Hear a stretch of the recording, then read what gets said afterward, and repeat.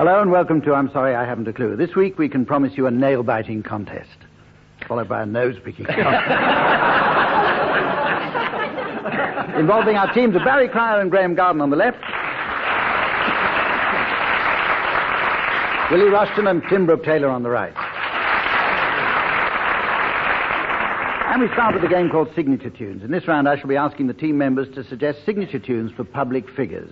I'll award points for suitability and tastelessness in reverse order. Who shall we start with? Let's start with you, Tim. Well, was going to suggest for Elizabeth Taylor, I'm Just a Girl Who Can't Say No, but I don't. Instead, I've got Ronald Reagan with I'm gonna wash that stuff right out of my hair. I think that's very good. Thank you. Puts you ahead at the moment.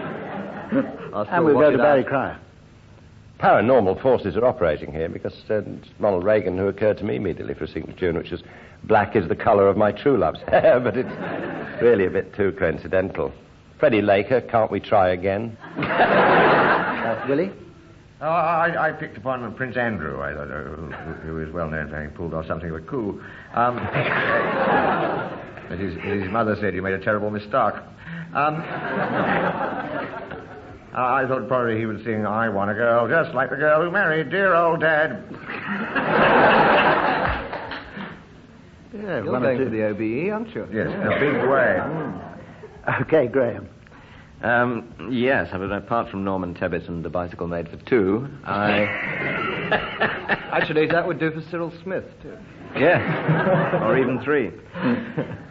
I thought possibly Mary Whitehouse. It's high time she had a signature tune, among other things. And she's always doing her duty and keeping our lives pure and clean. And I thought her tune would be, oh, what a beautiful morning. Oh, what a beautiful day. The porn is as high as an elephant. Okay, we go on to the point where I flick through the yellow pages and ask our teams to stop me and choose a trade, and then at the end of the program I'll be asking the teams for appropriate names for members of that trade. Please, Hump, can I stop you this time? Barry, you can stop me this time. Stop. And we're on G. Letter G. And what have we got here? I think we'll pick the hardest one, because there's a lot of fairly simple ones here. We'll pick gunsmiths. Oh. Gunsmiths.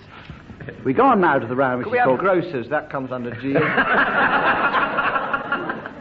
going for grocers. grocers. No, I turned down grocers. Well, let's do both. Grocers, let's do both. Let's do Could we both. have gunsmiths who sell groceries? Would you like... I'll tell you what. Would you... it would confuse the audience if we had grocers or gunsmiths, so would you prefer to have grocers? And gunsmith. And gunsmiths. Gives us Grocers more play. Okay, confuse the audience then. I don't know. Like grocers' I'm daughters only who the channel. pick guns. We'll do grocersmiths, gunsmiths. Okay, good news, bad news. Someone who I'm about to nominate will start with some good news, and the next person will give us the corresponding bad news, and the person after that will give us the good news, and so on and so on, until I think that they've reached a fine and artistic conclusion, and then I'll press the button. And we start with you, Tim. Give us the good news. Good news. The pubs are changing their opening hours. Bad news. They're not opening till 11 at night. Good news, they're staying open till 11 o'clock the next night. The bad news is they're going to stop selling drinks. Good news is they're going to give them away. Bad news, but only to one-legged Muslims. Good news, I've got a hacksaw and a copy of the Koran.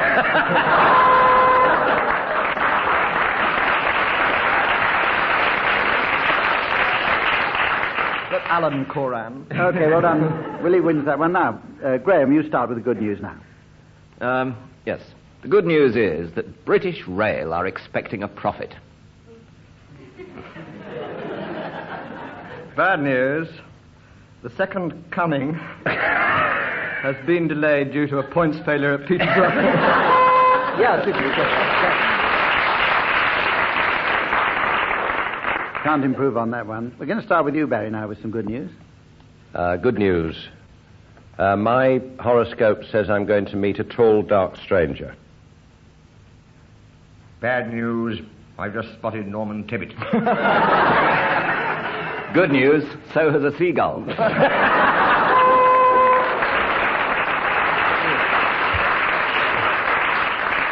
Here, here.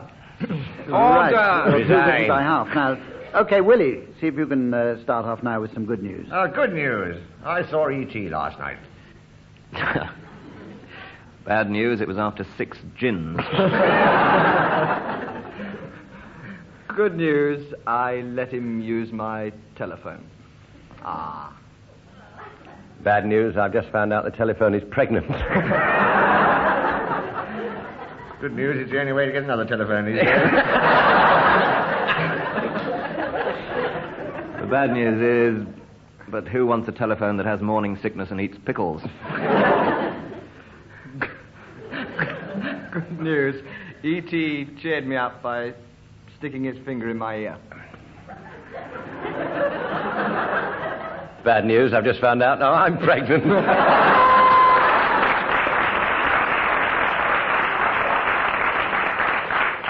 Okay, we'll go on to the round called Singing Relay. This is the round where members of each team sing a song taking alternate words. And if you get through the song, I shall make you do it again faster. Graeme and Barry, your song comes from that fine classic of animated movies, Hey Ho. It comes Or Snow White, as it's sometimes known. It comes from Snow White and the Seven Dwarfs. And it's called Hey Ho. We dig in our mind the whole day through. To dig is what we like to do. And while we dig, we always sing. For when you dig, there ain't a better thing than a tune. You can whistle or can croon. Hi ho, it's off to work we go. Just keep on singing all day long. Hi ho, hi ho, hi ho. For if you're feeling low, you positively can't go wrong with a hi ho.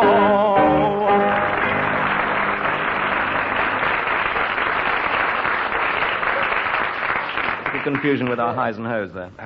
The idea of the game is to sing it fast, actually. I know.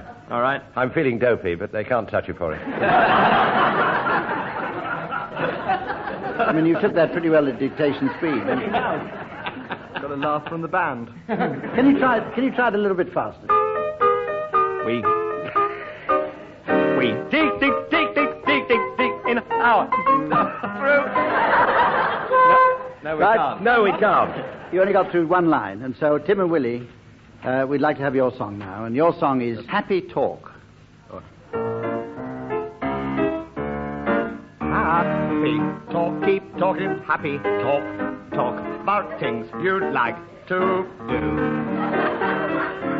You got to have a dream. If you don't have a dream, how you gonna have a dream come true? Talk about a moon floating in the sky, looking like a lily on a lake. Talk about a bird learning how to fly, making all the music he can make. Happy talk, keep talking, happy talk. Talk about things you'd like to do. Yeah, but have dream. If you don't have a dream, how you gonna have a dream come true?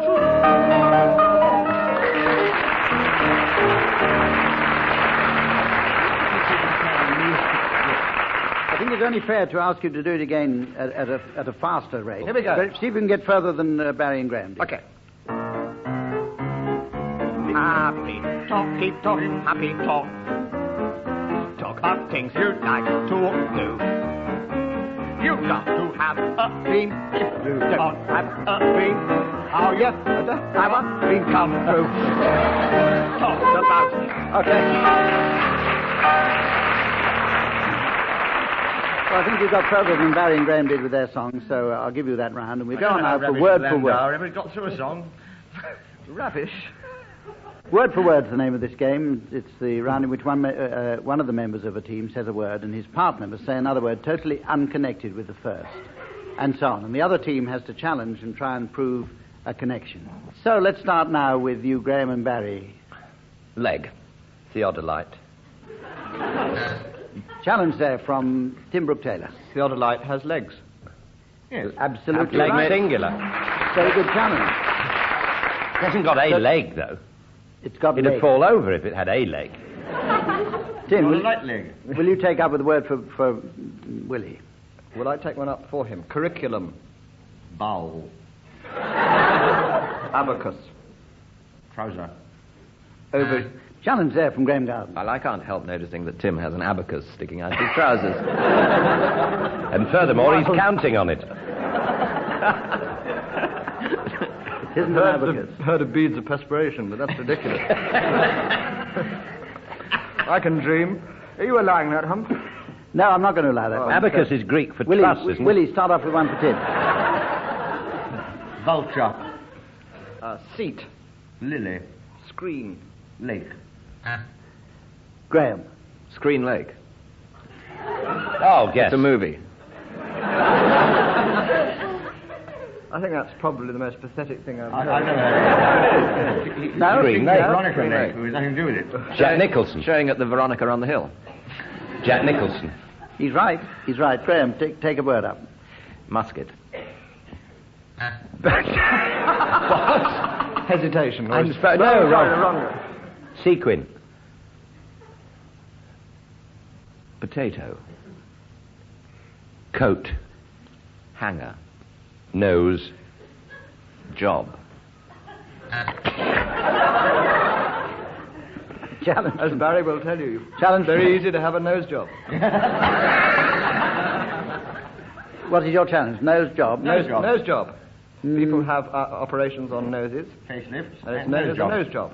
Hello, As Doc, opposed can I to have a... No. Well, it's a closer connection than coat and hanger, so I'll give you that one. And I think we'll go on to the next one because you're pretty evenly. And let's go back to the last one. That was fun. Sounds peculiar. I'm going to play in a few... No, I'm not. You can't read this bit. Have another go, Hump. The look's gone, you see. Best of luck tonight. Loosen your There's abacus, Hump.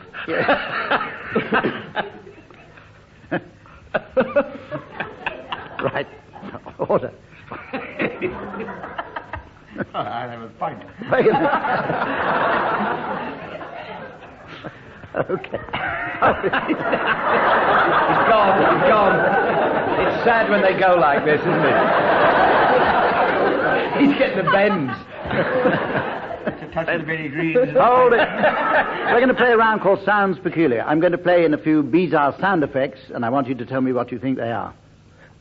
We're going to start with you, Graeme Garden, and here's your sound effect coming up now.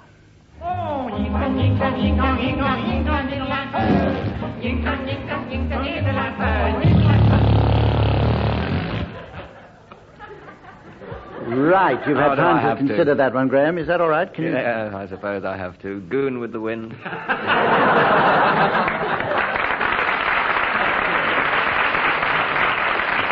Hey, winner. Yes, I think that's pretty good. Very good. Tim Brooke-Taylor, here's your sound effect coming up now.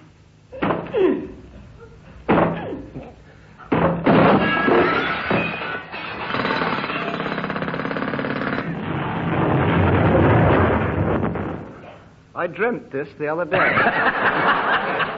This is the sound of Selina Scott trying to get into my bedroom. Actually, I had a nightmare. It could also be the sound of Selina Scott trying to get out of my bedroom. Or David Frost trying to get into your bedroom. Yes. Can we hear Tim's sound effect again and just check out whether he's right?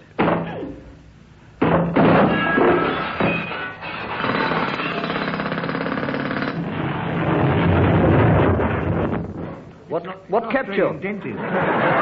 Yeah, it's pretty good. Tim. Barry Crowley, here's your sound effect.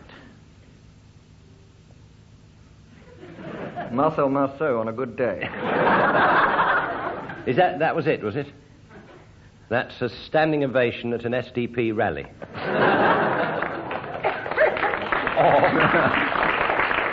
Okay, we'll actually, we'll give you a proper sound effect now, Barry. Have a listen to this one.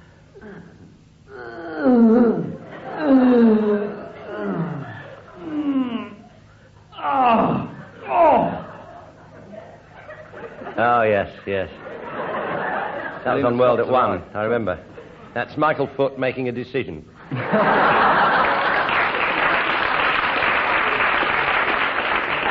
Can we hear it again, see if he's right?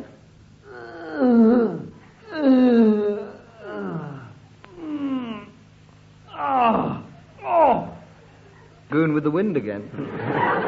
Okay. Selina Scott after she got into the bed. Okay, Willie Rushton, here's your sound effect.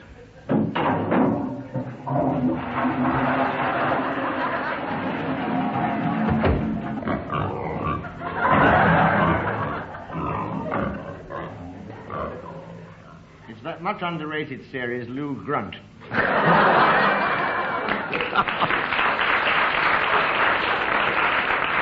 You all got close enough to the right answer. So let's go on now to ad-lib poem. And this is a game that we are all familiar with. I give someone the first line of a poem, and they continue with the poem until I buzz them, and then the next person continues. And we'll start with you, Barry. And your first line is, "Come into the garden, Maud, and help me squash the slugs." Come into the garden, Maud, and help me squash the slugs. I've got to clean the house out. I've got to beat the rugs. I've got to paper the living room. I've got to carpet the hall. I've got to stick a moose head on the lavatory wall. I must hose down the peacocks. I must go and clean some cows. Oh, I've lots of things to do around and about the house. I am a busy little bee. A busy little bee am I. The only difference between me and a bee is that I'm the one that can't fly. But as I rush about the house doing my daily chores, a friendly knock comes at the door, and a voice cries out, "What's yours?" "The same as yours," I cry at once. I'd like to make it plain. And plain I made it straight away. Nay. It came out just the same. Could you also check his rhyming? Yeah. It's a poetic license. Well, it's run out.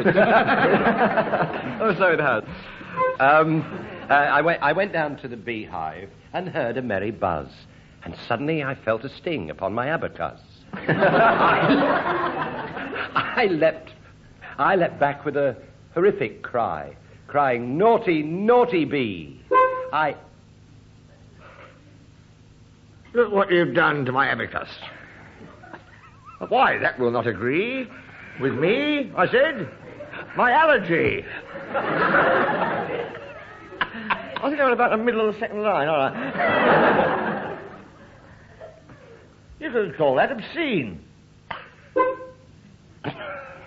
And the moral is never get stung by a bee because you don't know where it's been. Nearly. Well, Graeme gets 45 marks there for getting us out of a very nasty predicament, and I think we've got time. I mean, the week's only just started.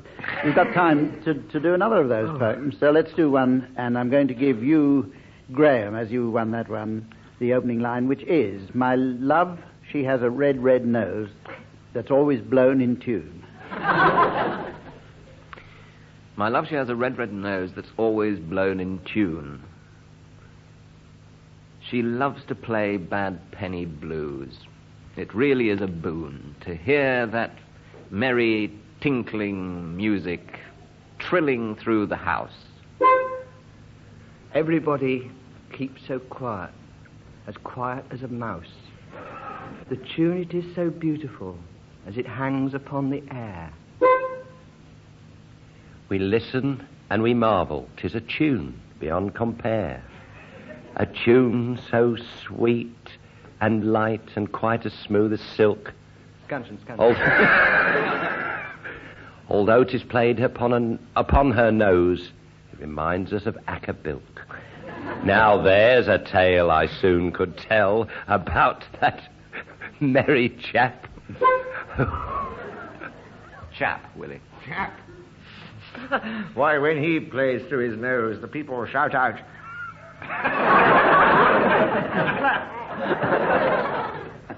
And throw their hats into the air and say, try some other organ.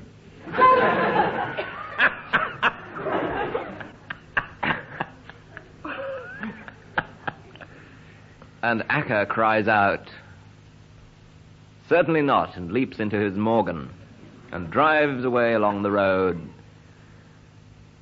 And my love follows on her scooter. Oh. This poem started out, you know, with a girl who could play on a hooter. If you think this poem's long and you would like to see the ending of it here and now, you can rely on me, the end.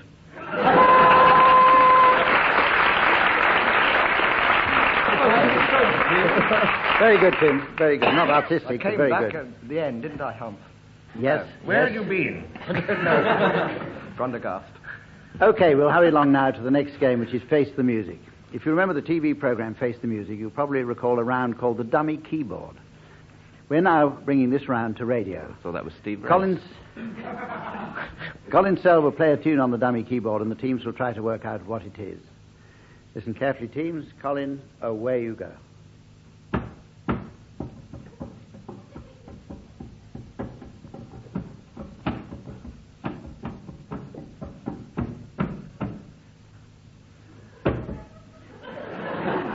Thank you, Colin. Sounded like the sore knuckle samba to me. If any of the listeners can read Morse code, I should contact your solicitor, Colin, immediately. What you suggested is physically impossible. With the piano lid shut. Tim, any idea? The girl from Ipanema, wasn't it? Don't ask me. It was either that or Beethoven's 10th. Well, which? Could you just play that last bit again? Well,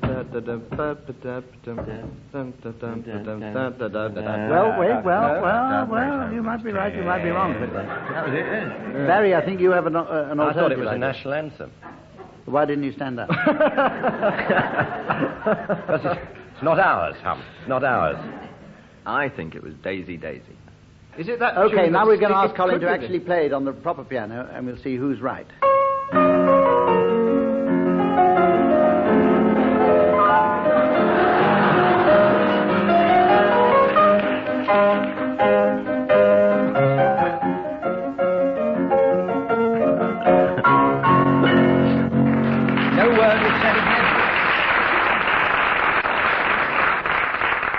And you were right. So we go on now to the last game, which is where it's the game called Yellow Pages. I've told you about it earlier in the programme. And we come to the point now. Ask the teams for their appropriate entries in the Yellow Pages for... Grocers and Gunsmiths. Grocers or Gunsmiths. And not the Grossmiths. Get them out of the way very quickly, Mr. and Mrs. Gunn and their sons, Tommy and Stan. And from Treasure Island, Bryn Gunn. Tommy Gunn, incidentally, is a small bore. I thought you'd like to know that. There's Winchester. I say Winchester, 73. Winchester. There's Orson Welles with probably the best Luger in the world. There's Miss Tit. Oh, the grocers have arrived. Oh, good. Under S for soup, they've Consomme Davis Jr., Nigel Stock and Molly Gatorni. Please will you welcome a rather bad-tempered German, Herr Eckert-Bean, who's a bit of a sauerkraut. Loretta Tui.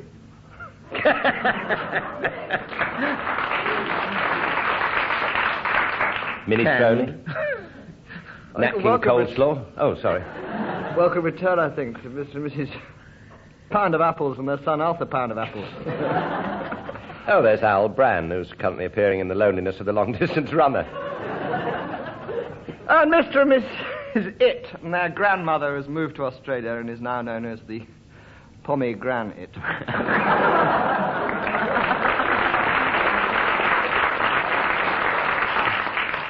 And some of the gunsmiths have come back.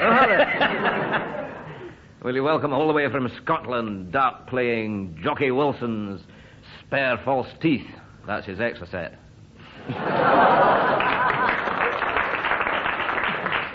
Cabaret time, under sea for cabaret. There's Toya Bean, accompanied by the orchestra of Camembert Camfert. This is where I say it's the end of this week's program. Join us again next week. Until then, goodbye. Thank you very much, and welcome to the program that combines all the fun of the fair with all the annoyance of having to pay to get in. So, while our scorer is sharpening her pen, let me introduce the two teams. Let me introduce the two teams who are Tim Brooke-Taylor and making a first appearance on the program, Denise Coffey.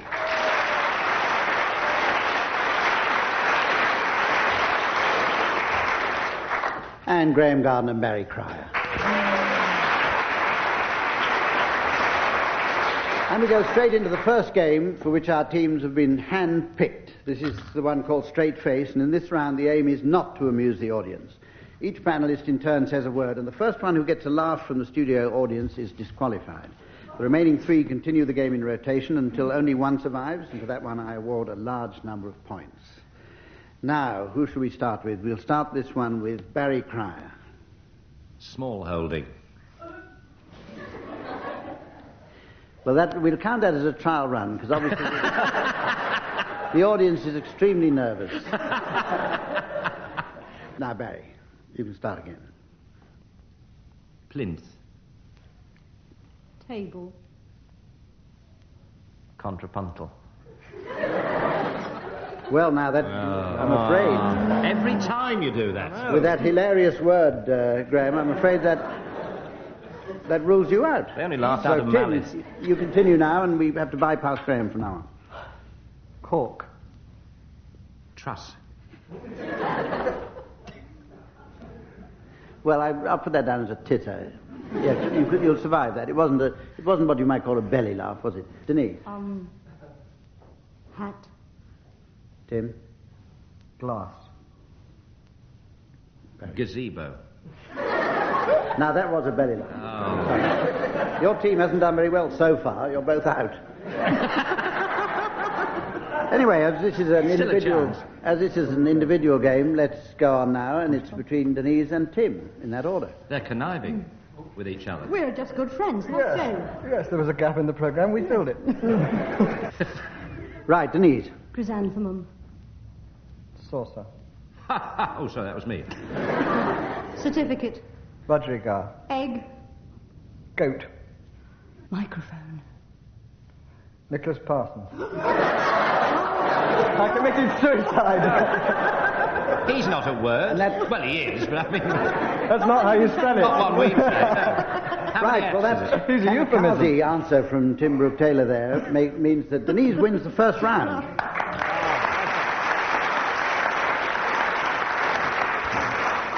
And according to the rules that I read out at the beginning of the game, she wins a large number of points. Now, here's where I tell the teams in advance that they're going to be asked at the end of the programme to announce the late arrivals at the Gourmets Ball. Late arrivals at the Gourmets Ball. That's food for thought. Okay, we go on now to the game, which is called Good News, Bad News. One team announces some good news, the other team then announces the bad news. We go back to the first team who announced the good news, over to the other team who announced the and so on, as you all probably know. We're going to start with you, Tim, to announce the good news. Good news. Willie Rushton isn't here this week. What's the mood? Bad news, Denise Coffey is. But the good news is I'm getting paid for it. What? The bad news is you're not getting paid as much as Willie Rushton. I suspected that. Good news is you're not getting paid as much as us, either. Bad news, BBC are paying in kind. The good news is my Patrick Mower is waiting outside. The bad news is he's brought his telescope.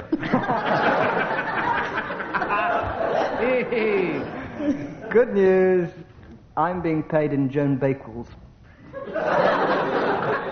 Bad news is I'm being paid in Willie Rushton's. Oh, the good news is Willie Rushton isn't here this week.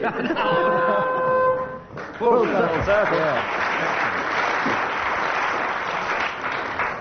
And that puts Denise streets ahead, but still we'll carry on. Barry, will you announce the good news? The good news is, Margaret Thatcher's going to resign. Oh, the bad news is she's going to resign herself to being Prime Minister for the next 5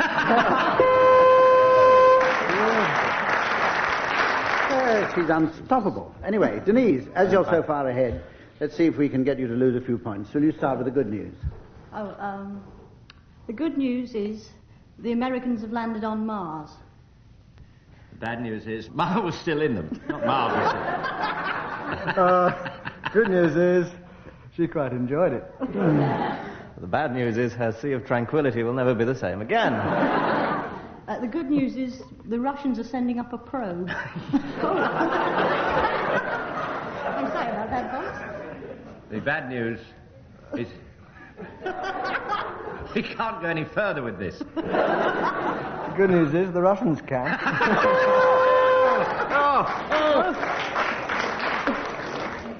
And the bad news is that Barry Cryer was disqualified there for speaking out of turn. Let's revert to the normal order now, if we may, with you, Barry, if you'll start, please, with the good news. The good news is, have you heard the one about the two Irishmen? The bad news is, no, I haven't. The good news is he's not going to tell it anyway. Bad news is, oh, yes, he is. Good news is, oh, yes, I am. The bad news is, oh, yes, he is. Oh, no, he's not. Oh, a gentleman of taste and trumpet playing. And that puts you ahead. So now we go on. Now we go on to the game which is called Unsuitable Songs. I'm going to suggest the title of a song to each member of the team and ask them to sing them in an unsuitable way. And Colin Sell is on hand, of course, to accompany them at the piano. Barry Cryer, we'll start with you. And I'm going to ask you to sing Maybe It's Because I'm a Londoner. Yes. Is that it? Oh, in an unsuitable way. If you may. Maybe it's because I'm a Londoner, titty races, that I love London so. Oh, mother, maybe it's because I'm a Londoner, turn that nice again, that I think of her wherever I go. Maybe it's inside of me, just walking up and down, turn that nice again. Maybe it's because I'm a Londoner, that I love London town. Let George do it.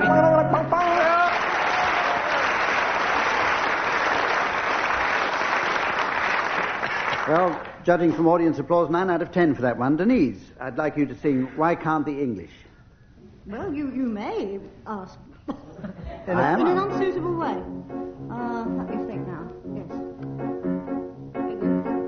Why can't the English teach their children how to speak? There's verbal class distinction. Now should be antique. If you spoke as I do, mate, you would instead of the way you do, you might be making a fortune doing silly commercials too.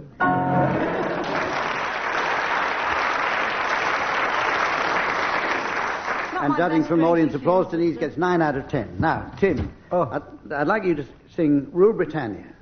Carry on, Colonel. Rule Britannia!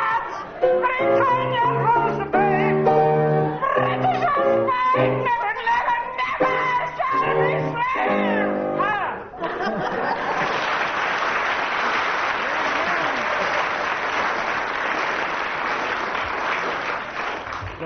Judging from the audience applause there, Tim gets 9 out of 10. And Graeme, we go over to you. And I'd like you to sing Bright Eyes.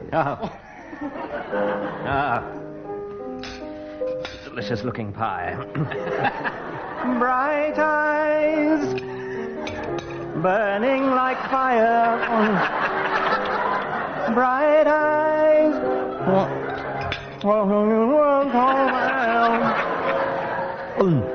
how the lights that burn so brightly suddenly burn so pale.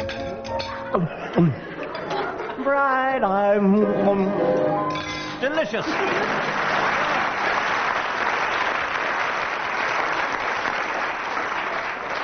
That's true. Well, judging from the audience applause, you get 10 out of 10, but I'm going to dock you 1 mark for using sound effects, which aren't allowed, which gives you 9 out of 10. Well done. Now we go on to suitcases.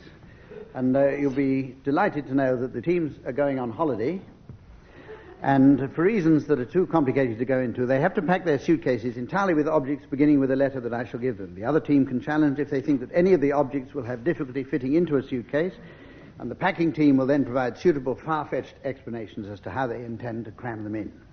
And we're going to start this one with Tim and Denise, and you're going to start with the letter T. Toast. Some toast in there. Trombone. Trombone, of course. Yes. We'd need a we trombone. travel Yes. Tin of sardines. Yes. Trampoline. Certainly. Yes. Absolutely. Challenge there from Graeme Garden. How big is this tin of sardines? That's not a challenge, that's a question. Question from Graeme Garden. It's a lot smaller than the suitcase. I accept that. Right. Certainly doesn't begin with T. Scones. I always have scones with tea. Okay, carry on, Denise. Toenail clipper. Teeth. Spare pair. Challenge from Barry Crown. Teeth do not fold. Yes, they do. Back on themselves. You know, false teeth. Fold right. Haven't you noticed yakety teeth? Tim has taken his out and demonstrated. I think we have to accept it. Yes. Okay, I'll support that Transvestite. explanation. Tarantula.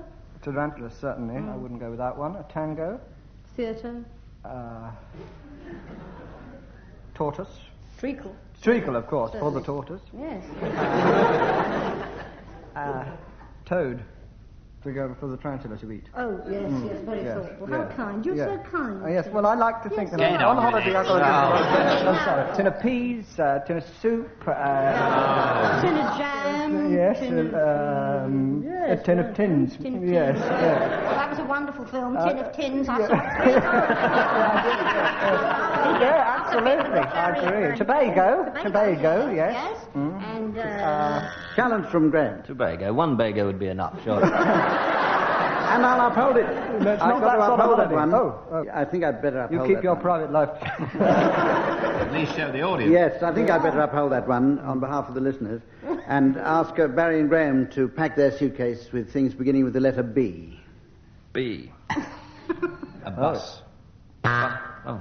Challenge, noisy challenge. yeah, I think we buzz together in unison. We do, Yes, don't we? Yes. Well, There's something about it. I'm sorry. There's something. Yes, this holiday's going to be great. You. Yes. Who wishes to express the challenge? I was going to ask, of whom is it a bus? Queen Victoria? Somebody like that? No, Classical bus. bus? Bus. I agree, a bus. bus wouldn't go in there, but I said bus. Bus.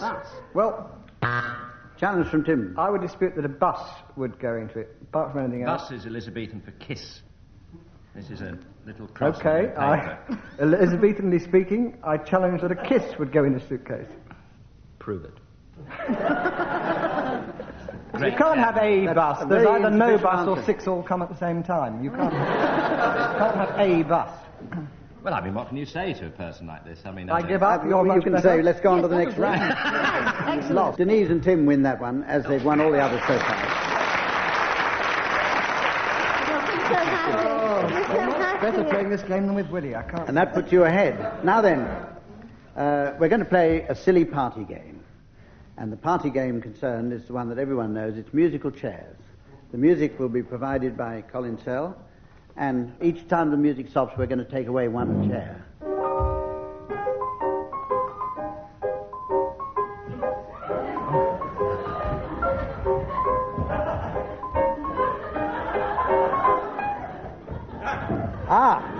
Now.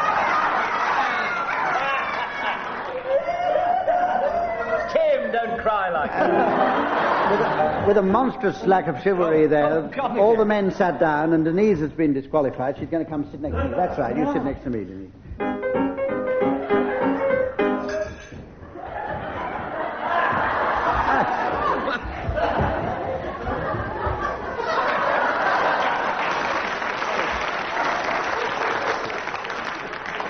Well, that was interesting.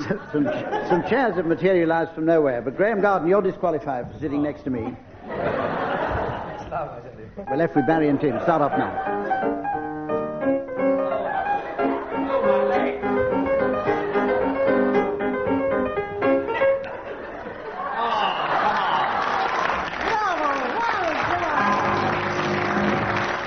I was left standing, and therefore Tim Brooke-Taylor wins that particular round. Tim Brooke-Taylor. Short pause now while the chairs are put back into position. And here's where we go on to the next round, which is called Sounds Peculiar. This is where we play to each member of the panels a sound effect, and they have to identify it, and I shall judge whether they identify it correctly or not. We're going to start with you, Tim Brooke-Taylor. Here's your sound effect.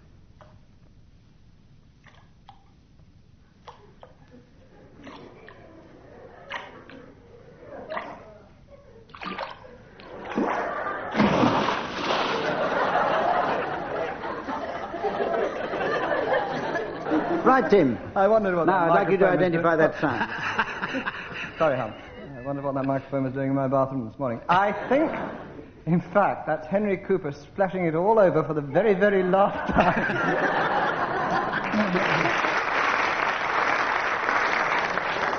And you're right. Oh. That's what it was. Oh. Okay, Barry Crowd, here's your sound effect coming up now.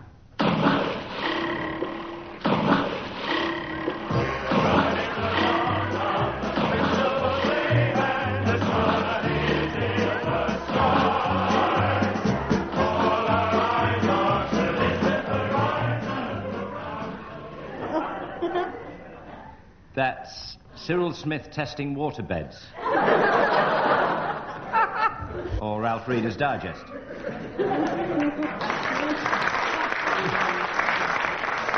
Well, you got it right at last, Barry. Let's just hear that one again.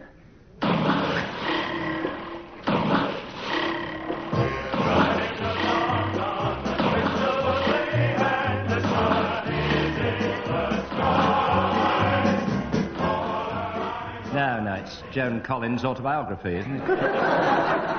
Well, you're right that time, too. So, Denise. Denise, here's your sound effect.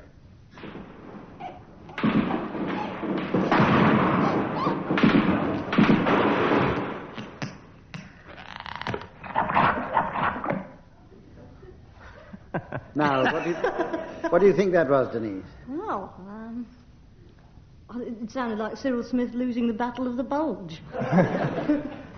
Definitely letting it all hang out, yes. Yes, I would agree with that, isn't it? I agree with it, yes. Curry. And the audience obviously agrees with it. Yes. Who am I among so many? So, Graeme Garden, here's your sound effect.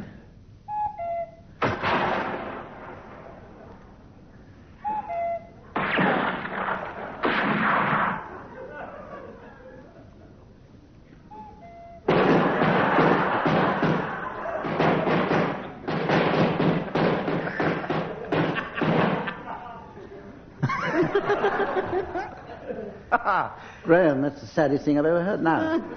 Wait till you hear my answer.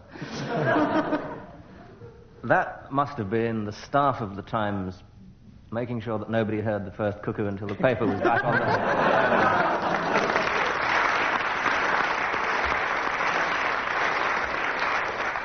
And with that spontaneous burst of applause from the audience, Graeme, you win that round. Put you ahead now. We go on to Mornington Crescent. I've had a letter from a listener who asks why, up to now, we've never played the alternative diagonal rule. Well, it's not very good at it. I think he has a point. I thought it might be a little bit complicated for this, but we'll try it. This simply means the diagonal moves alternately, please.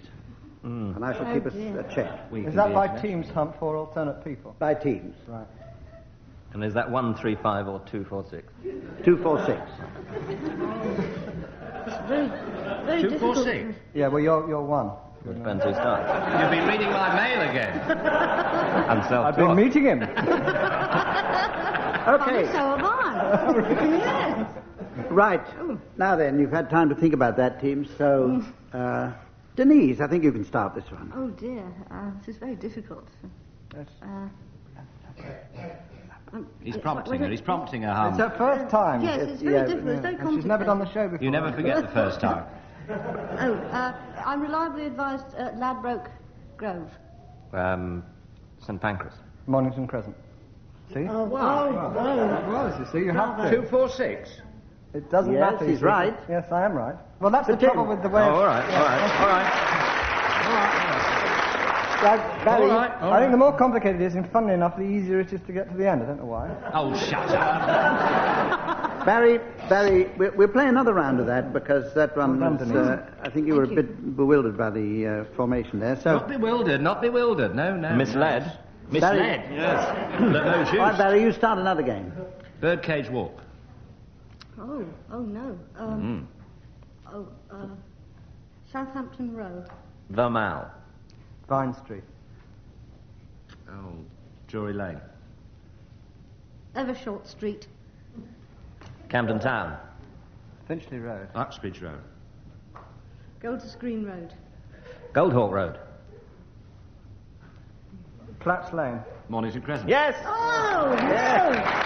That one, didn't we? Enjoyed that. Yes.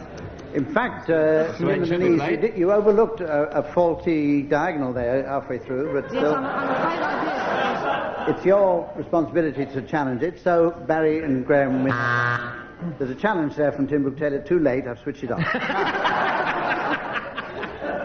And we go on to the blissful moment in the programme where I sit back and let the teams announce their late arrivals to the Gourmets Ball. There's the unbearably cocky Saint-Jacques. Oh, look, there's Mr. Benedict and his former wife, ex-Benedict. Oh, yeah. Will you welcome, please, all the way from Australia? Possibly. That Aborigine, possibly. No, probably, please. That Aborigine family, the Belongs. The Belongs and their hermaphrodite child, Wilma Bill Belong. Oh, no. Birdcage walk. Mornington Crescent. My lords, ladies and gentlemen.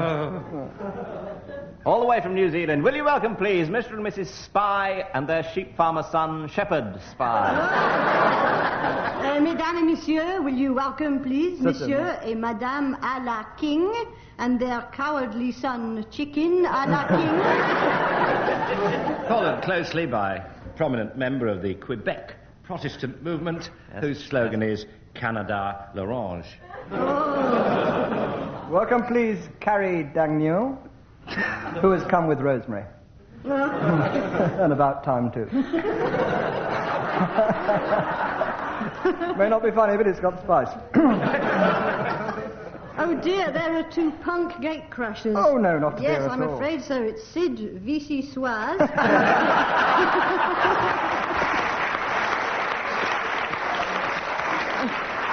And with him he has some unintelligent croutons.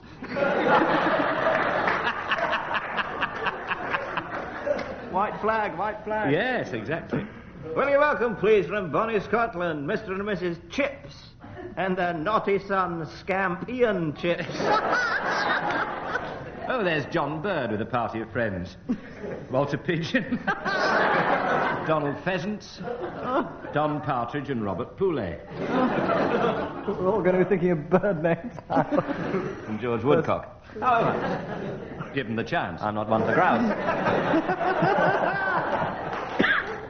All the way from sunny Italy, Mr. and Mrs. Stroni and their daughter Minnie Stroni.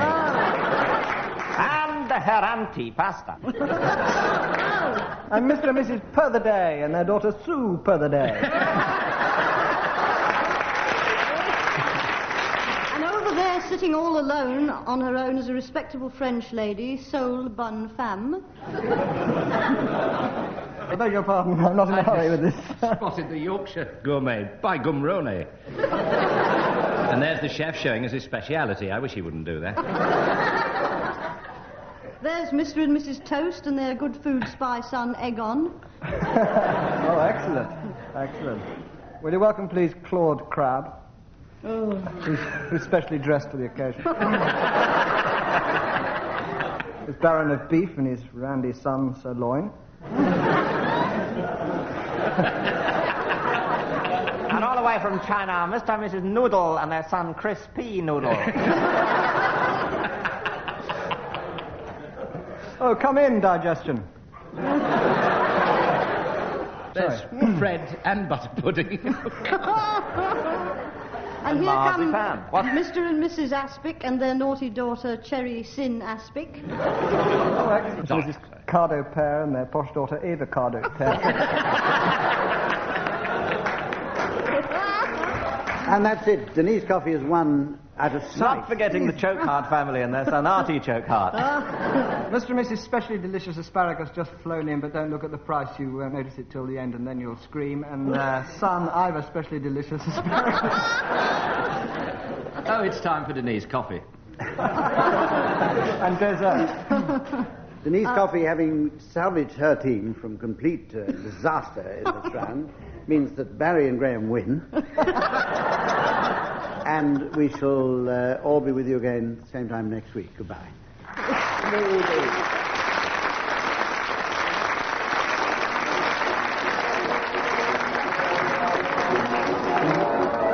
Barry Cryer, Graeme Garden, Tim Brooke-Taylor and Denise Coffey were being given silly things to do by Humphrey Lyttelton, with Colin Sell setting some of them to music. The programme was produced by Geoffrey Perkins.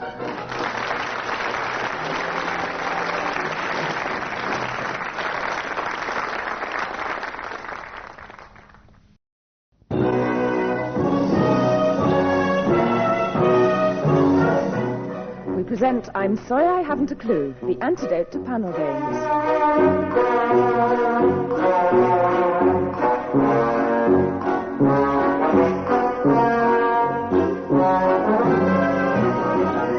At the piano is Colin Sell, and your chairman is Humphrey Lyttelton.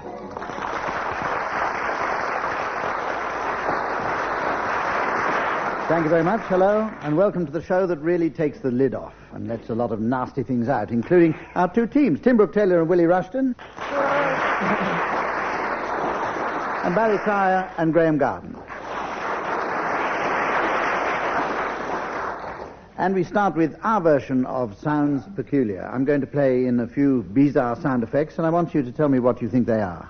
I shall award marks. We've been inundated with a postcard from a man in Ramsgate after the first show, who says that it's impossible for him to keep up with the excitement of the show if I don't give the marks, which I didn't, I'm afraid, last week, and I apologize, and I shall keep them scrupulously this week. Teams. Right, now, the first sound effect is coming up for you, Willie Rushton.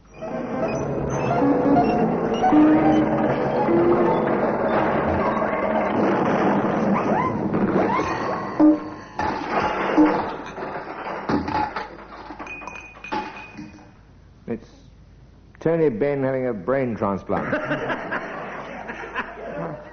Or is it Keith Joseph remembers? You're getting close.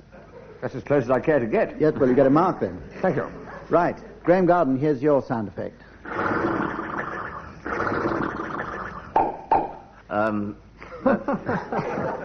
That's got to be page 3 of The Sun.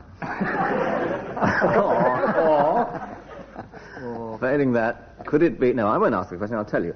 That was Cyril Smith tying his shoelaces. I think you can have 2 marks for that, okay. just to put somebody in the lead. Tim Brooke-Taylor, here's your sound coming up.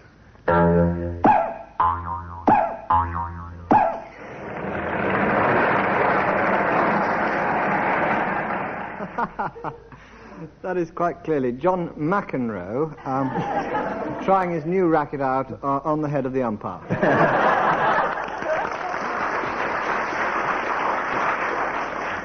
First applause from the audience, so that has 3 marks. What a memory you've got, Tim. Barry Cryer, here's yours coming up.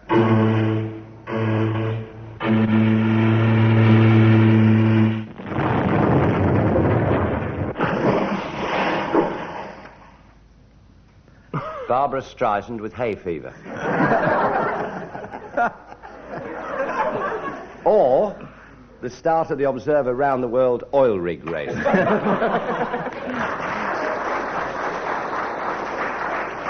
And a ripple of applause there, but only 1 mark. So that gives Willie and Tim 4 marks, and Barry and Graeme 3 marks. how exciting. Now, this is the point where I give the teams advance warning of the late arrivals that they'll be announcing later on in the programme. And this week we'll be asking to do the late arrivals for the Criminals Ball. Late arrivals for the Criminals Ball. Now we have the game called Paranoia. And in this game the rules are rather complicated, so listen very carefully. Team A decides that there is something wrong with Team B, and Team B have to guess what is wrong with themselves by asking questions. Team A reply in a manner appropriate to Team B's affliction. And the aim is to make the members of Team B paranoid and to leave the studio twitching. Now, first of all, those who are afflicted are going to be Barry and Graeme, so you have to interrogate Tim and Willie as to what is wrong with you. And incidentally, our studio audience here will be informed as to what is wrong with Barry and Graeme, and here's a voice to tell you at home. Graeme and Barry are John McEnroe. Okay, Barry and Graeme, start interrogating, please. What's wrong with us? Well, you see, you've got to sort it out. I mean, we can't sort it out. We're in a state of some confusion, are we? Schizophrenic? In a strange way. Well, you left me in two minds about that. Well, I know you have your point of view, but I think you can, don't push it. Is this a joint point of view or Barry's point of view? No, another thing. There's only one of you. There's only one thing after the event and something else during it. There is only one of us. But we are one. Well, that throws the scoring system out for a start. Right. Graeme and I are one. This is not a proposal. Speak for yourself. We are one person. Look, there's no point in getting upset about it now. Just cool, for your own sake, just cool down. Short-tempered. Irritable. What? Sure. Thank you for that unsolicited applause. Wimbledon. You were appearing in Wimbledon. We are John McEnroe. Yes.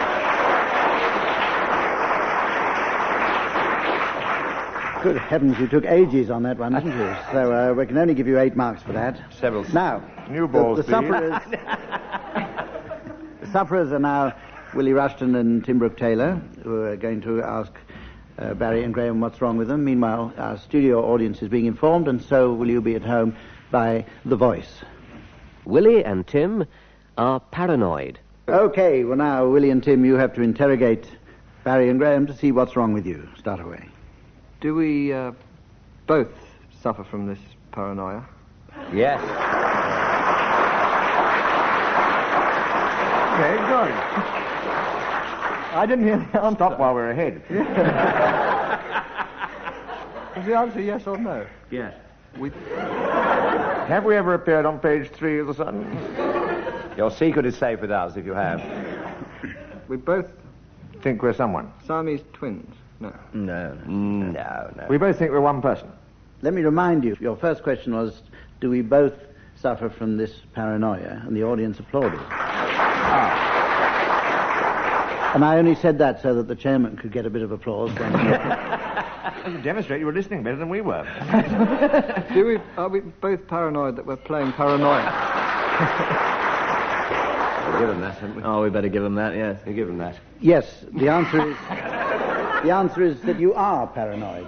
And you got that, if we discount all that fooling about afterwards, you got that in about 2 seconds. So I can give you 6 marks for that one.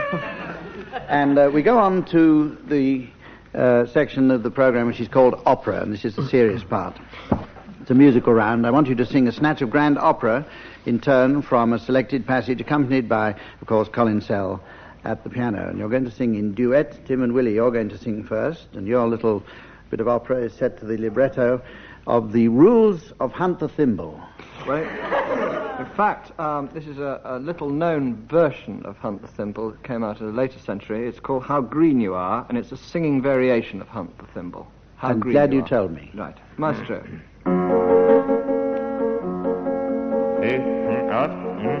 I'm just tuning up, sorry.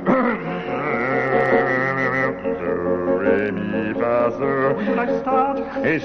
How green you are. A singing variation of Hunt the Thimble. When the seeker comes in to look for the thimble. When the seeker comes in to look for the thimble. I just sung that. I know. Oh. The children sing over and over again. How green you are. How green you are. How green you are. How green you are. The volume of noise increasing. Or decreasing as the seeker gets nearer to or moves away from the theme. How green you are.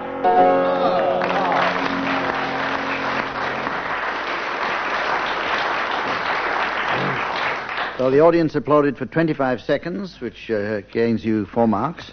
Pretty Graham and Barry, you have to do the singing now. Sounds fun. Your libretto is the ticket for today's show. Come to a show. See the stars. Come to a show. See the stars. You can get a free ticket for many popular radio shows. Write to BBC Ticket Unit, Broadcasting House, W1A for www.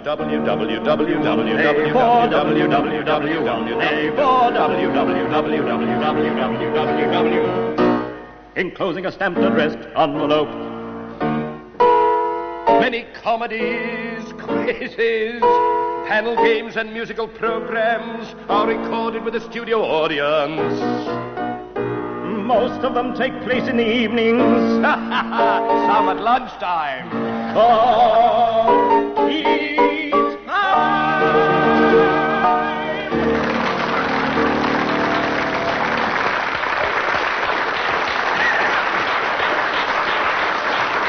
One more time. We're Metropolitan Line players. With that ovation, that puts Barry and Graham in the lead, and we move on to our next round. I'm going to ask you all to give me a few wise old sayings. It's as simple as that. I don't know whether to start with the wisest or the oldest. Barry Cryer. Start with the oldest, yes. Wet change means warm barmaid. My mother always used to say that. We never knew what she meant. You want another one, or are we going round? Well, do you have another one? There's no answer to that. A midget in a nudist camp is no man's friend. Okay, Willie? There's a certain truth in this which may eliminate me from the contest. A knee in the groin is worth 2 on the hassock. Not eliminated, just suspended. The watermelon has more seeds than the dead gerbil. Graham? There's a fairly good one here. Oh, here's another one. Sorry, never tell the weight of your hat to a Christian Scientist. Graham? Well, yes, I've collected these from all over the country. A real one I heard down in Cornwall was, if you can see the Scilly Isles, it's going to rain. If you can't see them, it's raining. There's a popular one in Oxfordshire, where I live, which is, horses lay, drink all day. Horses fight, drink all night. Horses roam, sod off home.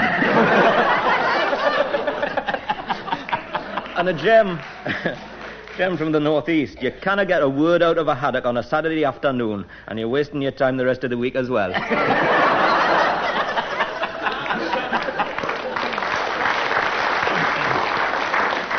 Well, I've been getting them from all over the country, mainly from John Junkin, actually.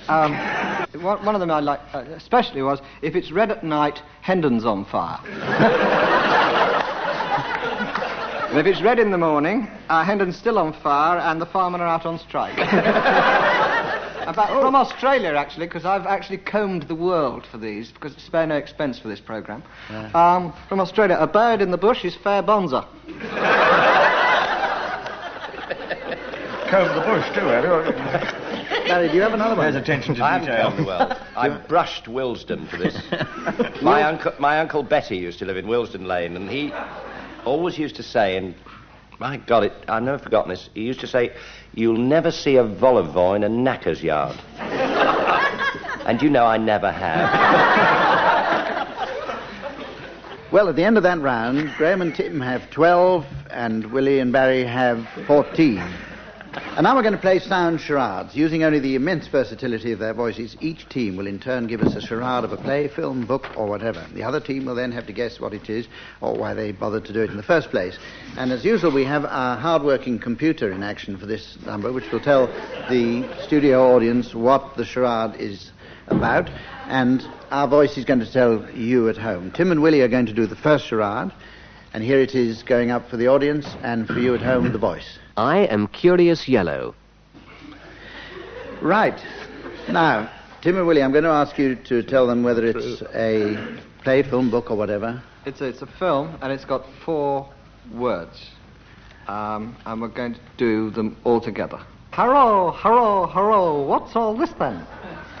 It's a fair cop, Gov. Oh, actually, when I say fair cop, I don't actually mean that. Hurrah, hurrah, hurrah. What's all this then? Ha.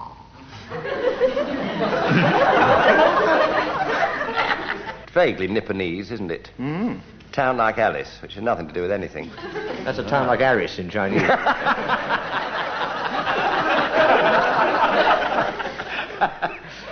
Japanese law. Policeman? Not so much Japanese. I got Chinese. Ah. Policeman. Charlie Chan. We've misled you here, really. Chinese police. Yeah, It's a fair arrest, cop. a Chinese arrest, or arrest. Yeah. A recent film. No. No. Very old. Not so. But it lives on video, I think, in many disgusting homes. The audience, any ideas? In joke. Oh, I am Curious Yellow. Right. Excellent, excellent. Yeah, 10 marks for that, Graeme. That was inspired. Now, Barry and Graeme are going to do their charade, and Tim and Willie are going to guess it. Meanwhile, the audience here will be told what it is, and so will you at home. Ordinary people. Barry and Graeme, will you tell them whether it's going to be a film, a book, or what? Film. A film.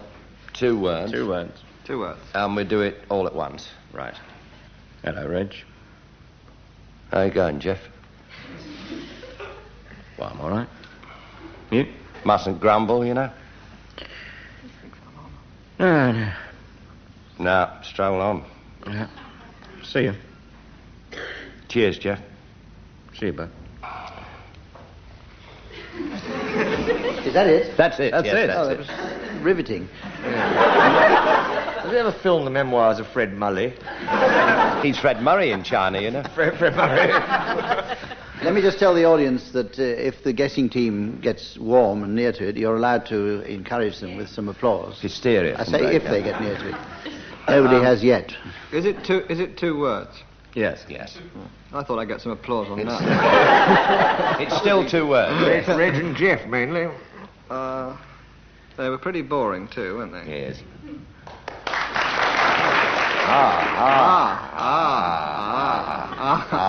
Starboars. I think these are going to be extremely ordinary people.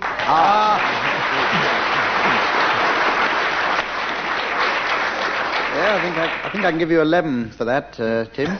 11. And now it's your turn to do a charade again. It's going up on the board for the audience here, and here it is for you at home, Tim and Willie's charade. The Chinese detective. Now, it's for you to act your charade, Tim and Willie. Will you tell them if it's a film, a book, or what? It's a television series. Ah. And it's got 3 words, and we're going to do them all at once. And I shall start. Hello, hello. Hello. What's all this then? I am a little curious about the colour of the Lowell's lice. Oh, it's a jaundice colour. Would you say it was a buttercup? Well, buttercup, ha-ha, if you like. Is that it? That's it, is it? Yellow Rolls Royce was a film, not a television series, wasn't it? Does the word yellow appear in the title of this television programme? No. No. Or more strictly, no, it doesn't at all. No, it doesn't at all. Right. Something yellow appears in the title. No. If you're a racialist, yes. Surely you're not so pedestrian as to be doing the Chinese detective.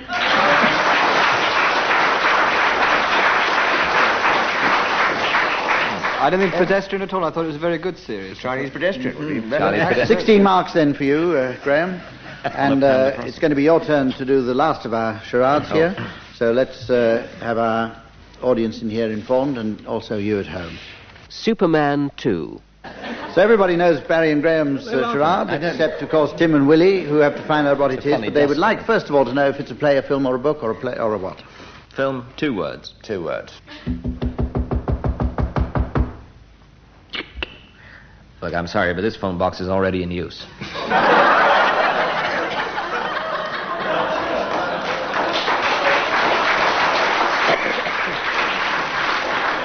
Superman 2.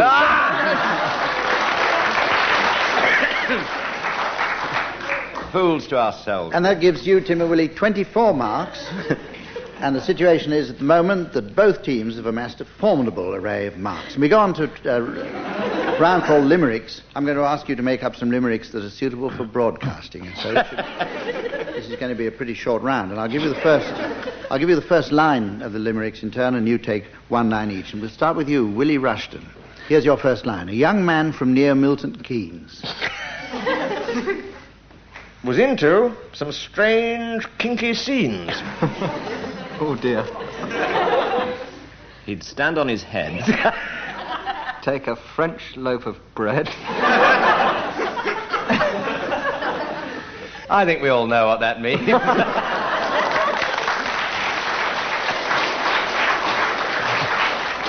Well, you all narrowly missed being disqualified entirely after that one, but I'll give you, Barry, a mark or two for finishing that one off. And it's going to be your turn to follow up this line. There was a droll fellow called Cryer who set his best trousers on fire. As the flames reached his crack, Which he didn't like much.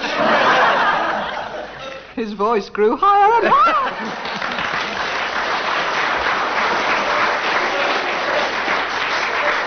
2 marks there for Tim for rounding that one off. Graham, it's your turn to follow up now, your opening line. There was a young lady from Penge. Penge? There was a young lady from Penge who had a day out with some friends. Friends, she was given some fluid.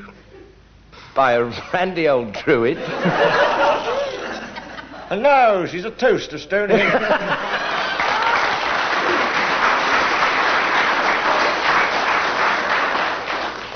Willie Rushton gets a couple of marks there. Isn't that boring? Everybody's getting the same number of marks.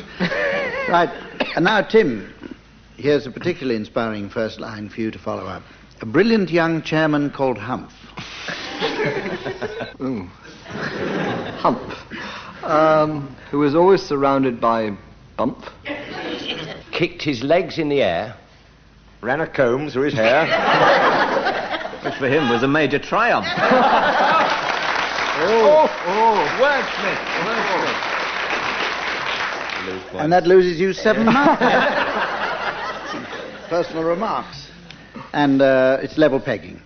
And now we reach the stage where I sit back, because I'm going to ask you all teams, either in turn or all together, to announce your late arrivals for the Criminals Ball. Anyone can start, anyone can finish. International flavours the ball this week. We have the Greek blues singer, Gribas Bodidley Harm.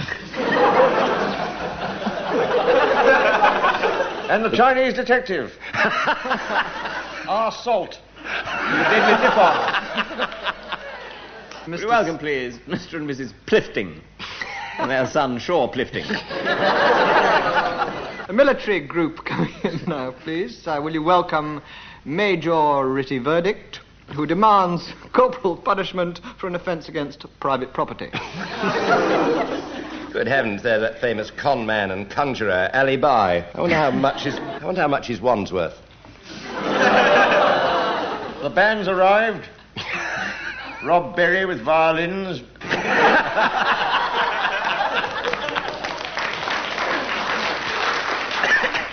The singers will be Jemmy Craven, Kate Ambush and Killer Black. With his worm, Wood Scrubs. Oh, he's got some strange ways. And all the way from Sweden, the Nee family, Lars Nee. And his daughter Betty Lars Nee. And his grandmother Grand Lars Nee. Just joining the band, our pianist who does a lot of prison concerts, Colin Sell. With his girlfriend, Ida Entiquette. There's Dick Turpin with his friend from Golders Green, Oy Vey Robbery.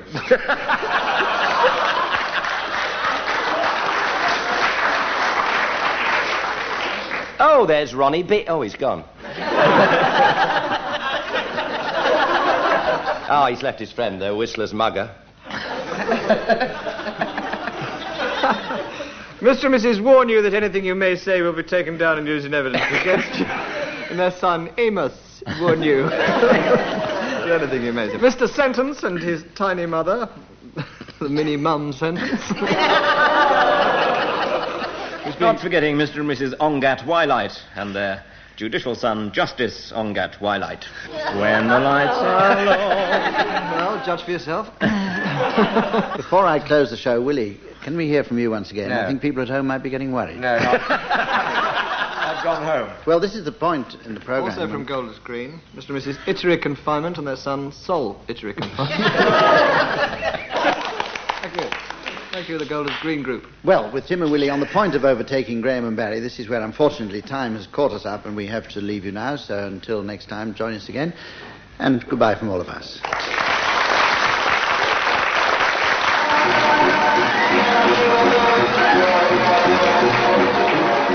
Barry Cryer, Graeme Garden, Tim Brooke-Taylor and Willie Rushton were being given Silly Things to Do by Humphrey Lyttelton, with Colin Sell setting some of them to music.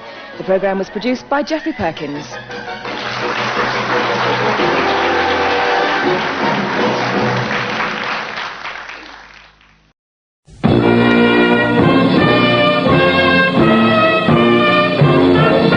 We present I'm Sorry I Haven't a Clue, the antidote to panel games.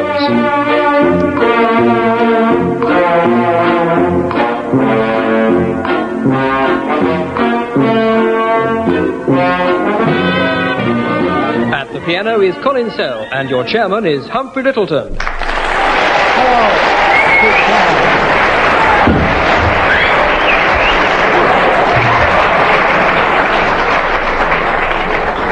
Hello and welcome to the programme, which a recent poll described as not at all the sort of thing we enjoy in Poland. I'm going to introduce the two teams to you. On my left, Barry Cryer and Graeme Garden.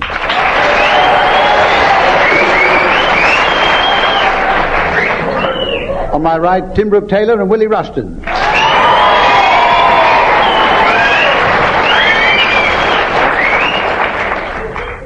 The rules of this game are so simple that it's pretty well certain that you'll lose us halfway through the programme. But let's go on anyway to the first round, which is called Word for Word. In this round, one of the members of a team says a word and his partner must say another word totally unconnected with the first and so on. The other team may challenge and try and prove a connection. You'll understand it in a week or two. Now, the first... Barry, I want you to start, and your word is word. Gazebo. I've had a challenge from Tim Brooke-Taylor. That's a word. We'll put that one to the audience. What do you think? Yeah, no, they don't agree. Maybe a word, but they don't know it. So, carry on, Barry and Graeme. In that case, they're cheating if it's not a word. I agree with you, Hump. You're the chairman. Oh. It's a good point. Eric and Ernie have got them, and now he's after one. It's terrible. Tim leads by 1 mark to 0. Now, Barry, you can start with anything. Trowel. House. That's pathetic. Pick. We'll let it go. Pick. What do you say? Pick. Microphone. Lettuce. Glass. Rubber. Hydrofoil. A challenge there from Tim Brooke-Taylor again. Yes, we all know the expression, let us watch them in rubber through the glass on a hydrofoil. I think yes, you win that one. And it goes over to you, Tim, to start, and your word is sex. sloth. Ah, challenge there from Barry Cryer. I think the connection between sex and sloth is just... I mean, I'm not going to pry, I'm not going to point it out, but I think the audience, knowing Tim, knowing sloths and knowing sex, would draw their own conclusions, and I wouldn't be indelicate enough to pursue this any further, really. But I think we'll all agree it's a legitimate challenge. But, yes, I agree, but don't let's pursue it. Willie, you start off.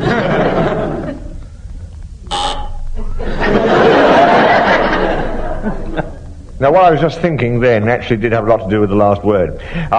So I challenged myself, thereby gaining a point, but I shall pass on. Tremolo. Collywobbles. Greenhouse. Fairy. Map. Goose. Sweat. I felt I should have challenged him, quite frankly. Loom. Police. Spendthrift. Manhole. Perversion. Crumpet. Graeme Garden challenge. He said spendthrift. Quite right, yes, you win that one. A lot of people And need it's- to... I know, well, You take it up now with the word Family corn. show. What? The word corn. Corn. Program. Challenge there by Tim Brooke-Taylor, disallowed. Carry on. Excellent. Carry on. Oh, what? You carry on, Barry. Envelope. Doom. Sprig. Twice. Challenge there from Willie Rush. The well-known song Sprig Will Be a Little Late This Year, which is a misprint, sung twice by Dame Clara Butt at the opening of Crystal Palace. Absolutely right, yes. Thank And that, with that, you win that round. Thank you. We go on to the next one.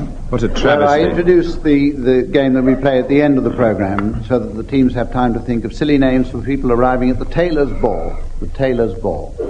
Start thinking, teams. Meanwhile, we go on to the blues round, which everybody knows backwards by now. Each team gives the other a topic for a blues, and they have to improvise it, accompanied on the trombone by Colin Sell. And we're going to start with Graeme and Barry. Will you give a theme to Tim and Willie? The Princess Anne blues.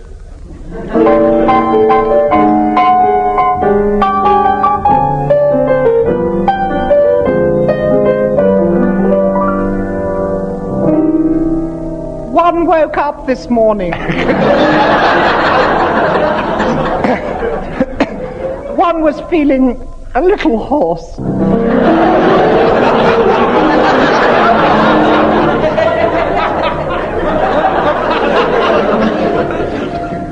One got out of bed on the wrong side, which made Mark a little cross.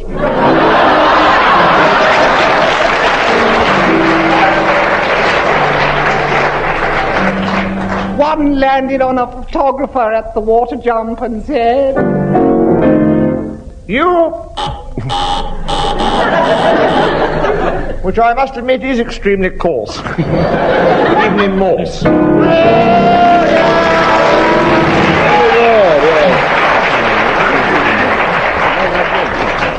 Yes, you get some marks for that. And now, Tim, will you give the other team their theme, please? Yes, we thought the poultry farmers blues.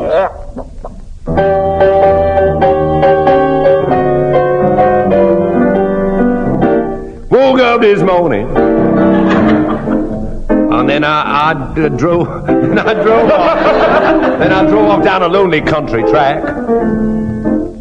I ran over a cockerel that was standing there. I cried out, oh, alas and alack. So I told the farmer's wife I'd like to replace your cockerel. And she said, please yourself, the hands around the back.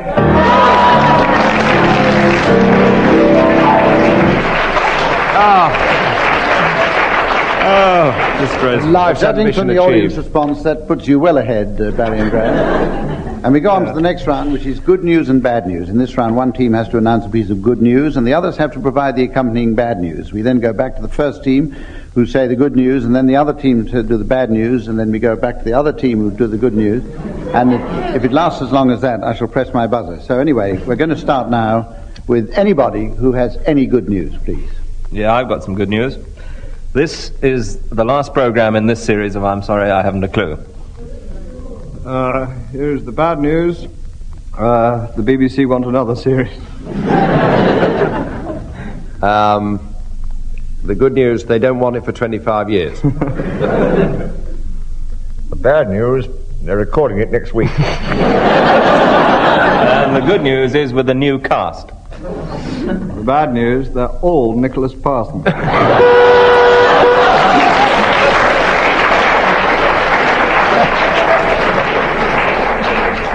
Right, can anybody else come up with some good news? I got some good news. Any minute now, Humphrey's going to play Bad Penny Blues. Bad news, he's going to play it on his teeth. Good news is he's left them at home. Bad news, he's borrowing some from a lady in the second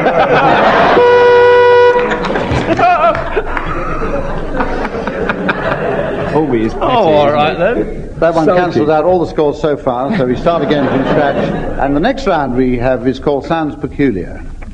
And we play a sound effect, and each of you in turn have to identify it. And I shall give you marks for the nearest identification to the correct answer. And as I don't have the correct answer, you're likely to score almost anything. Now, Barry, here's your sound effect. We're riding along on the Texas away, and the sun is in the sky. All our eyes on the distant horizon, look out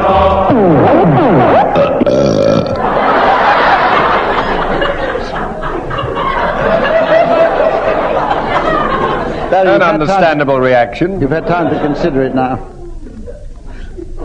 Ralph Reader's Digest.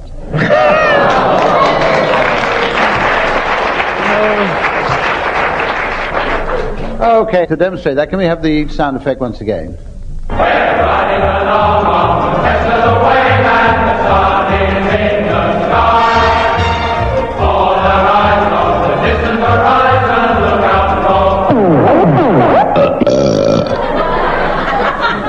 It's a windy woggle, actually. Willie Rushton, yours is coming up next, and it sounds like this. Oh, dear.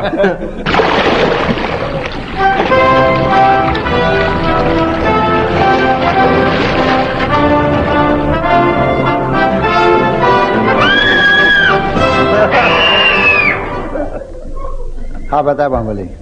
That's Esther Williams discovering a red under the waterbed. Esther Williams. I'd like to, for the benefit of the Don't you have a audience... snorkel? Yes, Esther Williams doesn't know. Can we check on that and hear it again?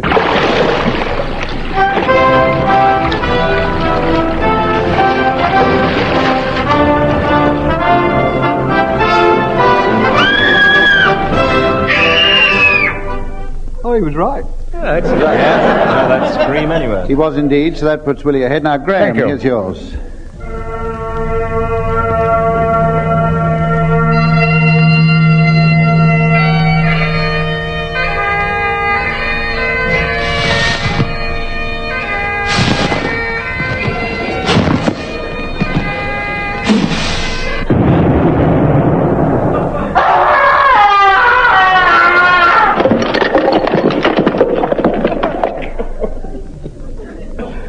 All right, Graham. Words fail me. It sounded like a tired and emotional Scotsman mistakenly trying to get a tune out of his sporran. Absolutely. Or out of Esther Williams. Trying to get Esther Williams. How he was Tune killed. out of Esther Williams. That is absolutely correct, and to demonstrate Williams it, out of his let's sporran. hear it again.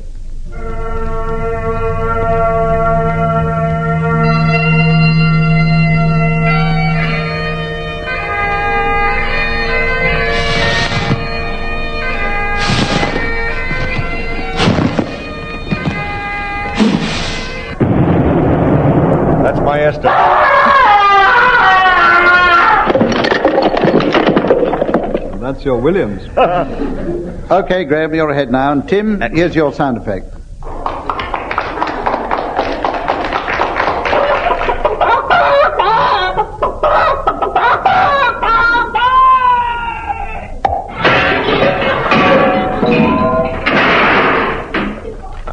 Oh, I remember this. It's Margaret Thatcher laying a foundation stone.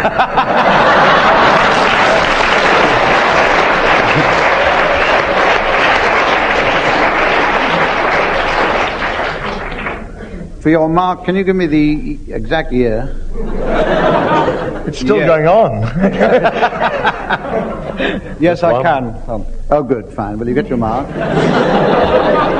And we go on to the next round, which is the old familiar round, tag wrestling. In this round, I give each team the payoff of a story, and I shall then start one of you off telling a story to fit your punchline, and the other team have another punchline to which they have to work. And whenever I feel like it, I shall press this buzzer, and the member from the opposite team will have to take up the story and make towards their punchline. I'm going to start by giving you, Barry and Graeme, your punchline, and it's this. And that, cried the Home Secretary, adjusting his bra, is how to stuff a ferret. All from today's papers. You got that one down? Is that part of the thing as well? Oh, no.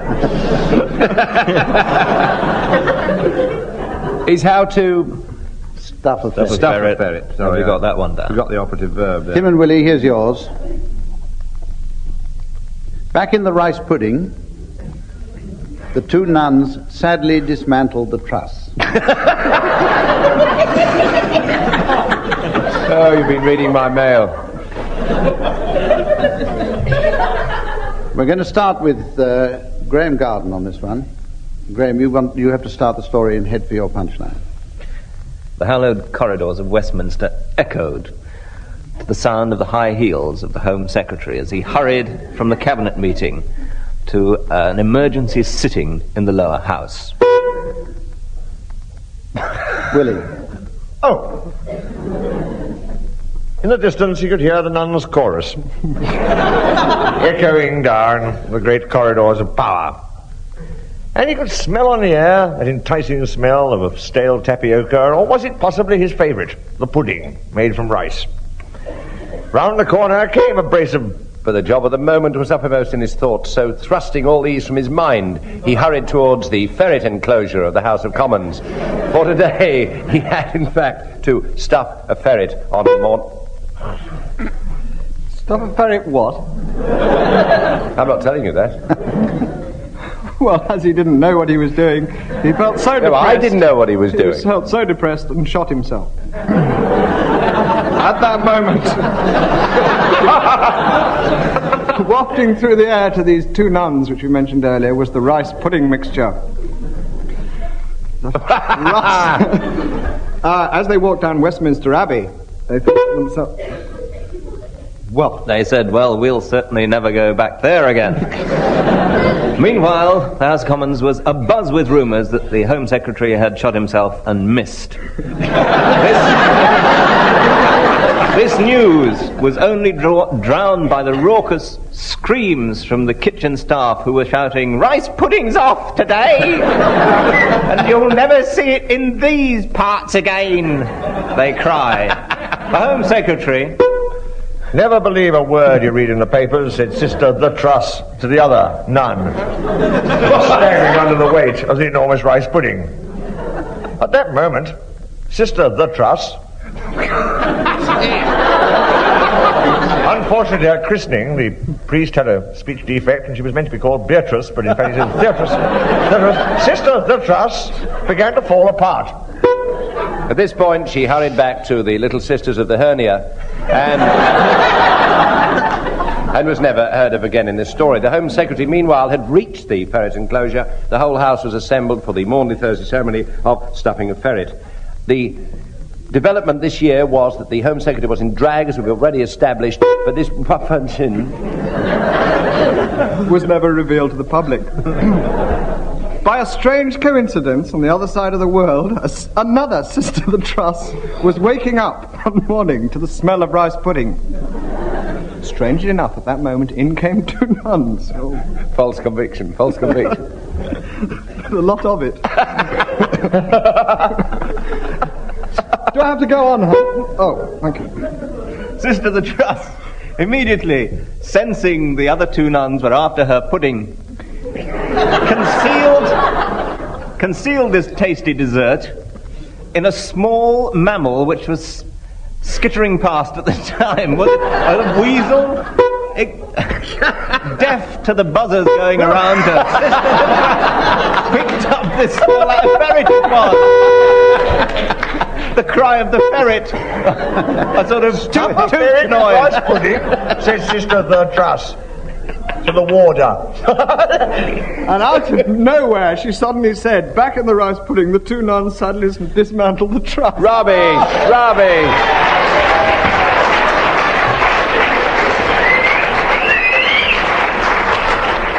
And that puts violence Tim well ahead out on the terraces. That puts you in an almost unassailable position, Tim, then, till after the programme, at any rate. And, and there he shall remain. We go on now with a tune, with a round called Words of One Song to Tune of Another. And I want each team to sing the words of one song, guess what, to the tune of another. And Colin Sell is going to accompany at the piano. Colin Sell, incidentally, is leading at the present time. It remains to be seen how he works out on this round. Graeme Garden, you're going to start this one. I want you to sing the words of the old folks at home to the tune of the Toreador song. Way down upon the Swanee River, far, far away, there's where me heart is turning ever. There's where the old folks stay all up and down. The old creation, sadly I roam, still looking for the old plantation and for the old folks at home.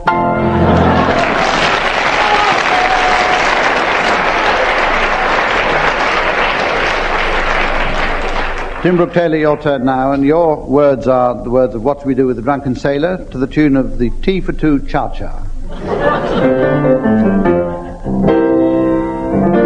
What shall we do with a drunken sailor?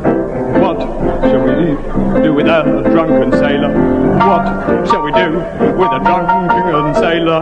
Early in the morning, cha-cha-cha. Hooray!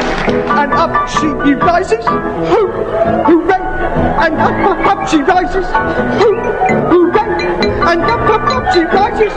Early in the morning, cha-cha-cha. Soaking with the hosepipe until he's sober. Soaking with the hosepipe altogether until he's sober. Soaking with the hosepipe until he's sober. Early in the morning, oh, cha-cha-cha-cha-cha-cha. Hooray! And up she rises. Hooray! And up she rises. Hooray! And up she rises. Early in the morning, a cha-cha-cha-cha-cha.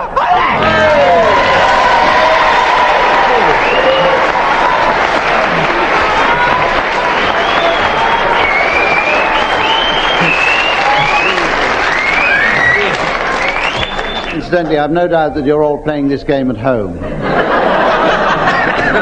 Good game, good game, good game.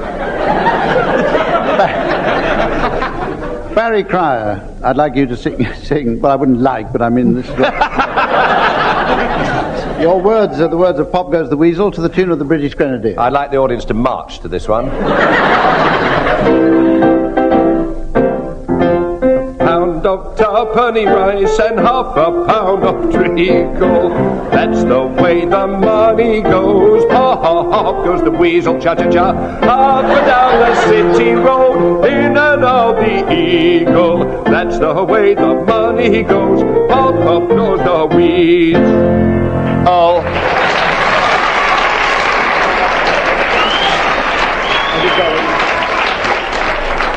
Right, Willie Rushton now. Yours takes up a sort of sentimental note now. The words of My Melancholy Baby to the tune of Dixon of Dock Green. Evening, some. Come to me, my melancholy bay. Hey, hey, bee. Cuddle up and don't be blue. All your fears are foolish, fancy maybe. You know, dear, though I'm in love with you, every cloud must have a silver lining. Wait until the sun shines through. Smile, my honey dear, while I kiss away each tear, or else I shall be melancholy to arrest that man.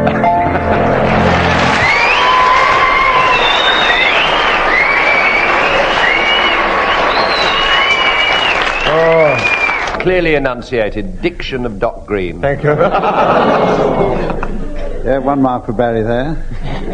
I'll add up the score later on, but meanwhile let's go on to the last round, which is the point in the programme where the teams give their announcements for the arrivals at the Tailors Ball.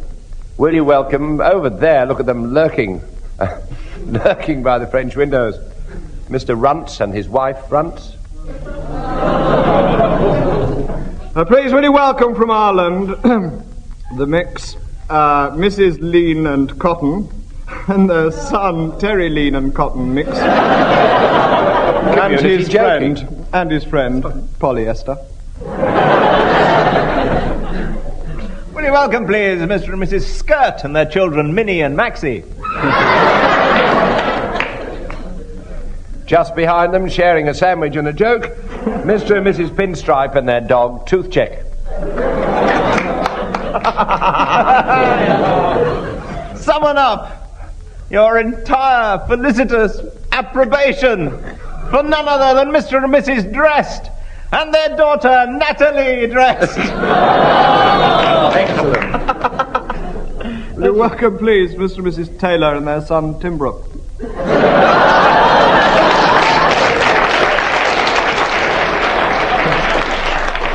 The 50 shilling Taylor. Oh, it's gone up. All the way from where I'm Russia to Varish's, all of them. Mr. and Mrs. Inside Leg and their little son toddling in. Bless him. Look at him. Now for Yuri Inside Leg. Not worth the trip. But just behind them, none other than Mr. and Mrs. Elastic and their son, Nick Elastic. That's the sort of stuff you like. It's your zip fasteners. As here come two fabled rowdies, Jimmy Savile Row and Brian Cuff.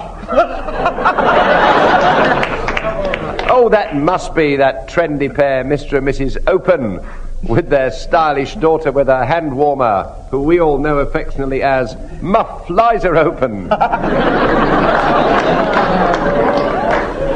Will you welcome, please, they'll only be here for a short time, Glad Rags and Leotard. Oh, they've gone. And all the way from bonny Scotland, welcome Mr. and Mrs. Combinations and their wee lad, Wally Combination.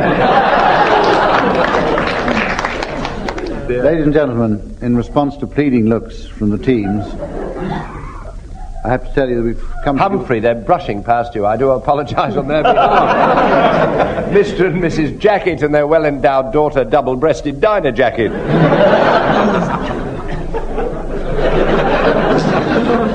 And their man, Tiller. Ladies and gentlemen, and not to be ignored, the Welsh farming community, Mr. and Mrs. Rees, and their son, the muck spreader, Dunga Rees.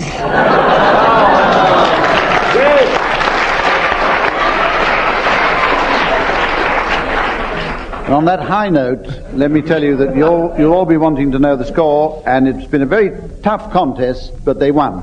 And so from all of us here, until next time, goodbye now.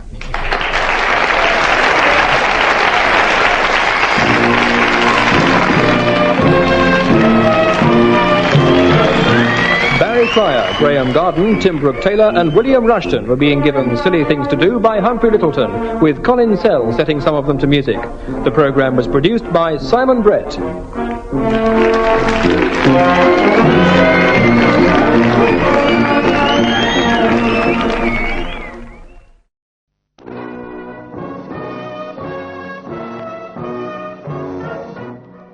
present I'm Sorry I Haven't a Clue, the antidote to panel games.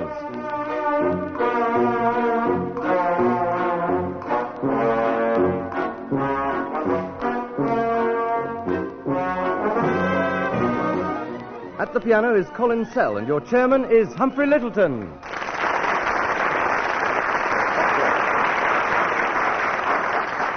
Hello and welcome to I'm Sorry I Haven't a Clue. I'm delighted to say that in a recent opinion poll comparing programs of similar entertainment value, 60% of those polled preferred I'm Sorry I Haven't a Clue. And only 40% preferred the shipping forecast. And that's good news for our teams who are Tim Brooke-Taylor and Willie Rushton on my right. Graeme Garden and Barry Cryer on my left. And we launch straight into the first game, which is called Last Episode. In this round, the aim is to put the last nail in the coffin of a long-running radio or television show and close the series in one line. Colin Sell will play the theme music, and I shall award points for bad taste. Tim, we're going to ask you, first of all, to finish off the Barbara Woodhouse Roadshow.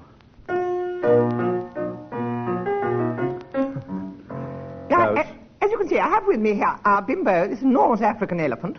Now, Bimbo, sit. Bimbo, I said sit. Very good, Tim. 4 marks for that. Barry, Pebble Mill at 1.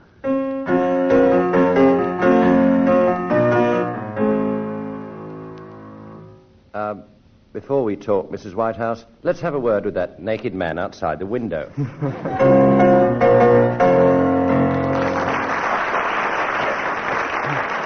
I think I'll give you 2 marks for that, Barry. Willie Rushton, Live from Her Majesty's.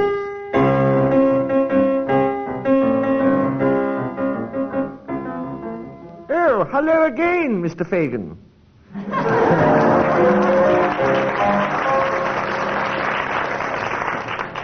Judging from the audience applause, that deserves 6 marks.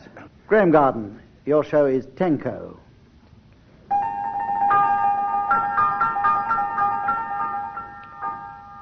British women, regret to announce, makeup department has run out of artificial boils.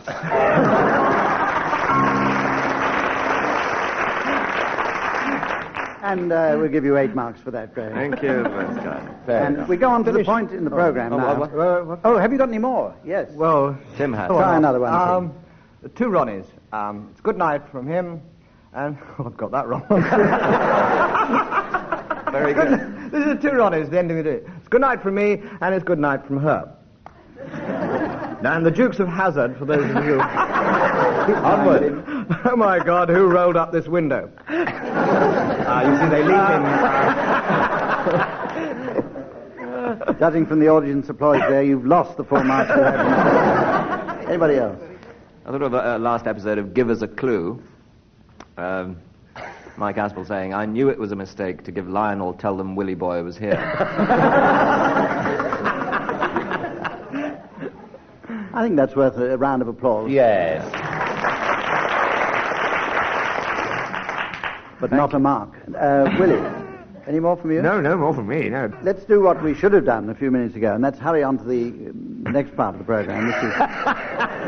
This is live, isn't it? The point where I flick through the yellow pages and ask our teams to stop me and choose a trade, and then at the end of the programme I'll be asking the teams for appropriate names for members of that trade, and to make it easier for Tim Brooke-Taylor, we'll invite all those appropriate names along to a ball.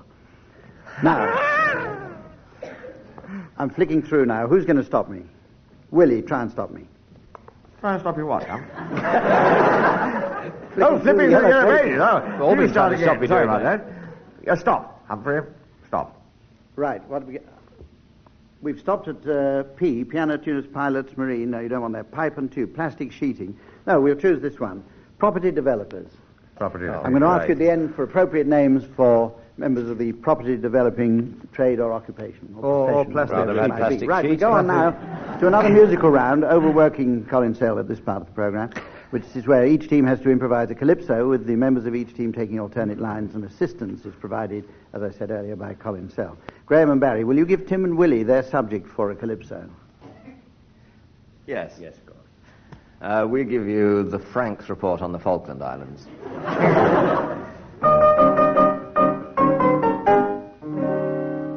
I thought she started the Falklands crisis to take our minds off unemployment and prices.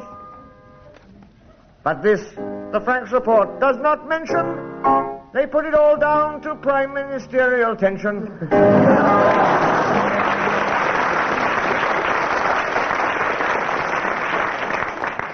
Okay, Tim and Willie, you have 10 marks for that. And will you now give Graeme and Barry their title for a calypso? Title, Willie? Oh, we could respond by the Serpil report on the railways. Would be a very good calypso. British rail are cutting back, I'm sorry to say. I went up to Leeds just the other day. The journey took hours, and it wasn't much fun. We had to pull the carriage up the bloody M1.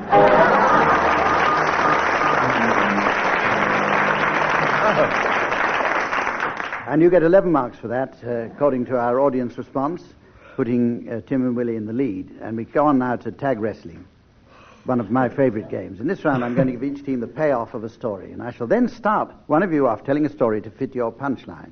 Then, when I feel like it, I shall press my buzzer, thus, and a member from the opposing team will have to take up that story, but make it fit his punchline. May seem incomprehensible to you at the moment. Just wait till you've heard it. Now, Tim and Willie, will you take down your punchline? And the helicopter landed on Koo Stark. Graeme and Barry, yours is Nancy Reagan kissed... Sorry. Kissed. Let me get this right. Producer's got worse handwriting than my doctor. Nancy Reagan kissed E.T., and one of them lived happily ever after.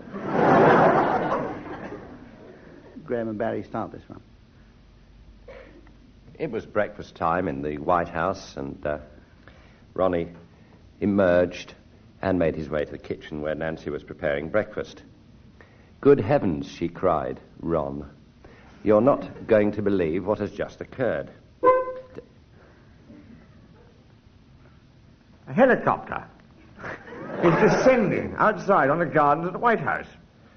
Now, due to some appalling mistake at the travel agents, the 14 days in Mustique tickets have got confused with 7 days in Washington and all the bread you can eat.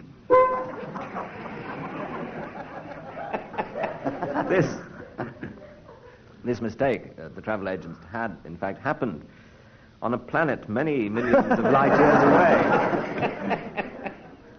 And the passenger in the helicopter was none other than the extraterrestrial being himself, E.T., he of the glowing digit, who sprang...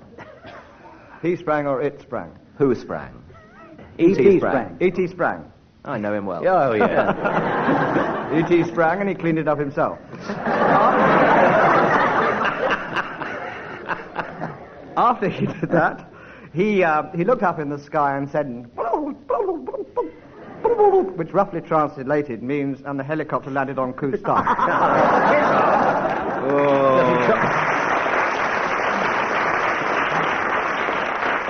E.T. is perfectly comprehensible. He doesn't speak anything like that at all. That was a lamentable impression. What was that you were saying, Barry? No worse than most of Tim's impressions. We go on to a round, a new round called wine tasting. And this is a round in which I've brought some specimens. It says here I brought some specimens along. I brought some specimens of wine along. We're still not sure. This horse is unfit for work. And I'm going to be asking our teams to try the wines. Thank you. And to tell me where they come from and who bottled them. That one's just great. Tim and Willie, I'm going to ask you to taste your first wine now. All right, yeah. Now, will you taste the same wine? Both taste the same wine. Perfectly. Wipe the rim of the glass. That's all. We spit it out, presumably. It's all right. Tim's being very particular. He wants another. These crystal goblets. We've got 2 of them. Oh, It's very nice. It's got body and delightful legs and terrific nose. Sorry, Tim. I think it's an Australian wine because it keeps coming back to me. Boomerang reference. You can't clarify. It's a little pretentious. It isn't at all. It is a little pretentious. It is Australian. It is a little pretentious, and it's Royal Paris. specimen. And it's still coming back to me. And where do they paint their toenails prior to wine treading? I think Paul Hogan in a funny dress trod the grapes that made this. Mm-hmm. It's absolutely revolting. And it's, no, not grape, it's rhubarb. Excuse me a It moment. could be very useful during the sewage crisis. Come back to me. That was probably trodden during the sewage crisis. Graham and Barry, will you taste your first wine, please? There's a corn plaster in this. Horrid. It's sort of Bedford. Van Ordinaire.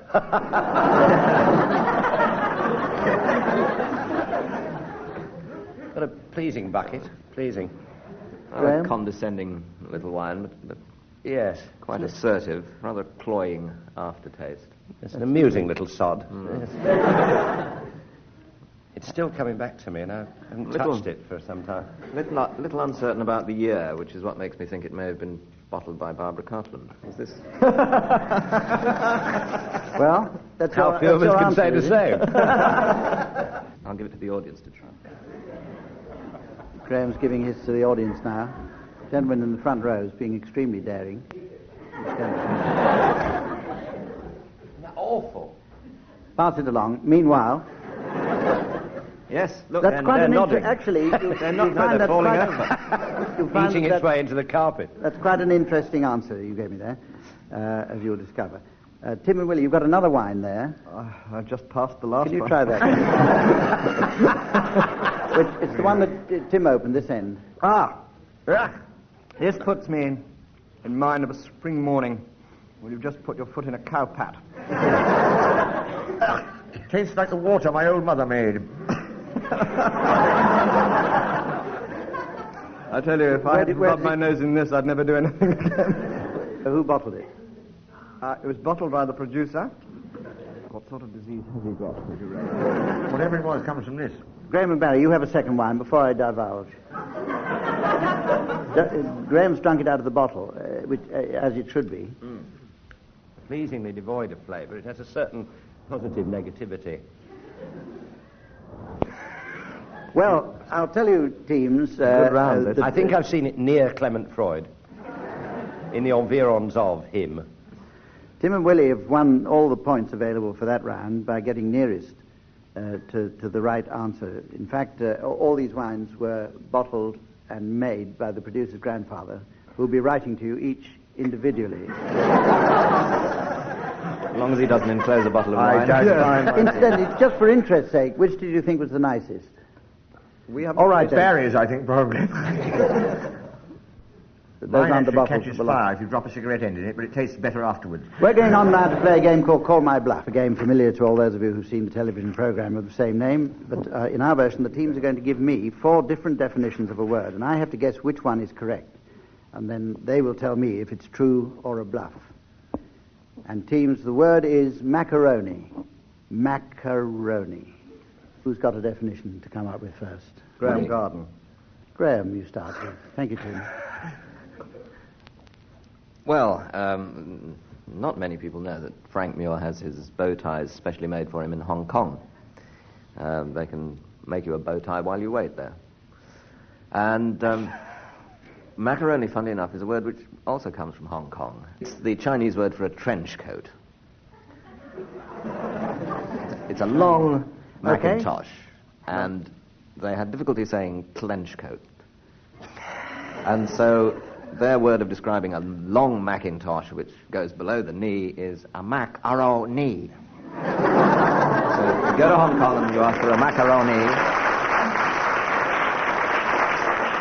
Okay, Tim, what about your definition? Well, a macaroni, it's actually pronounced trumpet.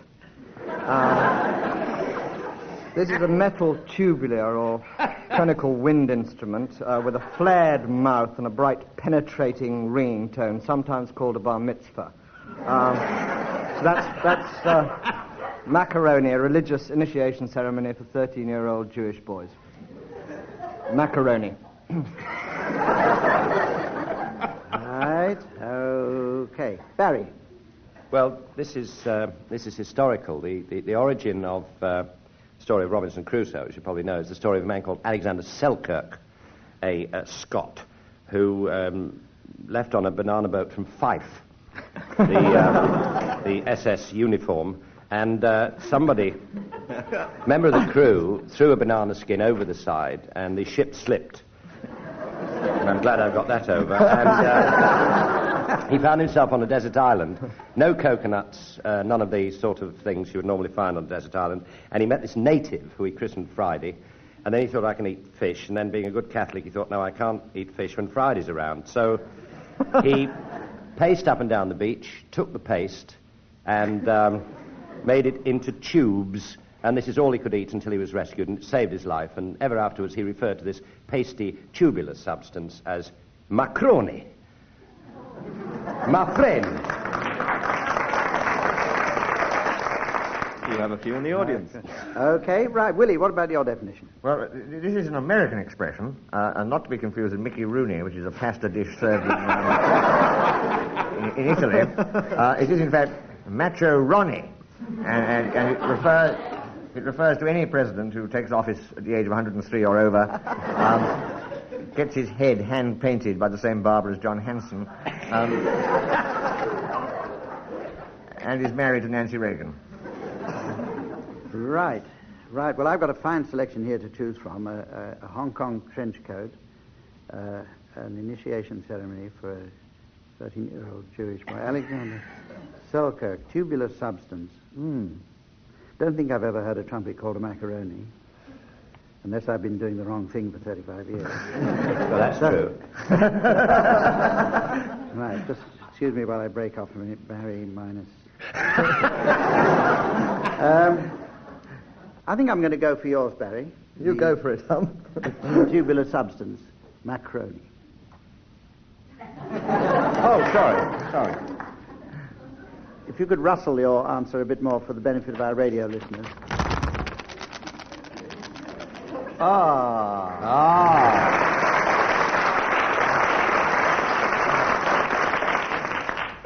So, it was a bluff, eh? Yes, indeed.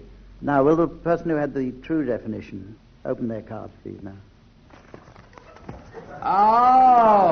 Graeme Garden. Who'd have thought it? So there we are. I was proved to be wrong there. It's a Hong Kong trench coat, macaroni. Gosh, you learn things on this program. We're going on now to play that ever-popular game, Mornington Crescent.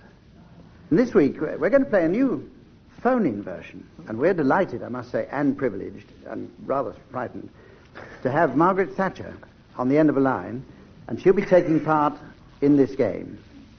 So are you there, Prime Minister? You'll be coming in after Willie Rushton on this. Each round, you come in after Willie Rushton. Okay? Right.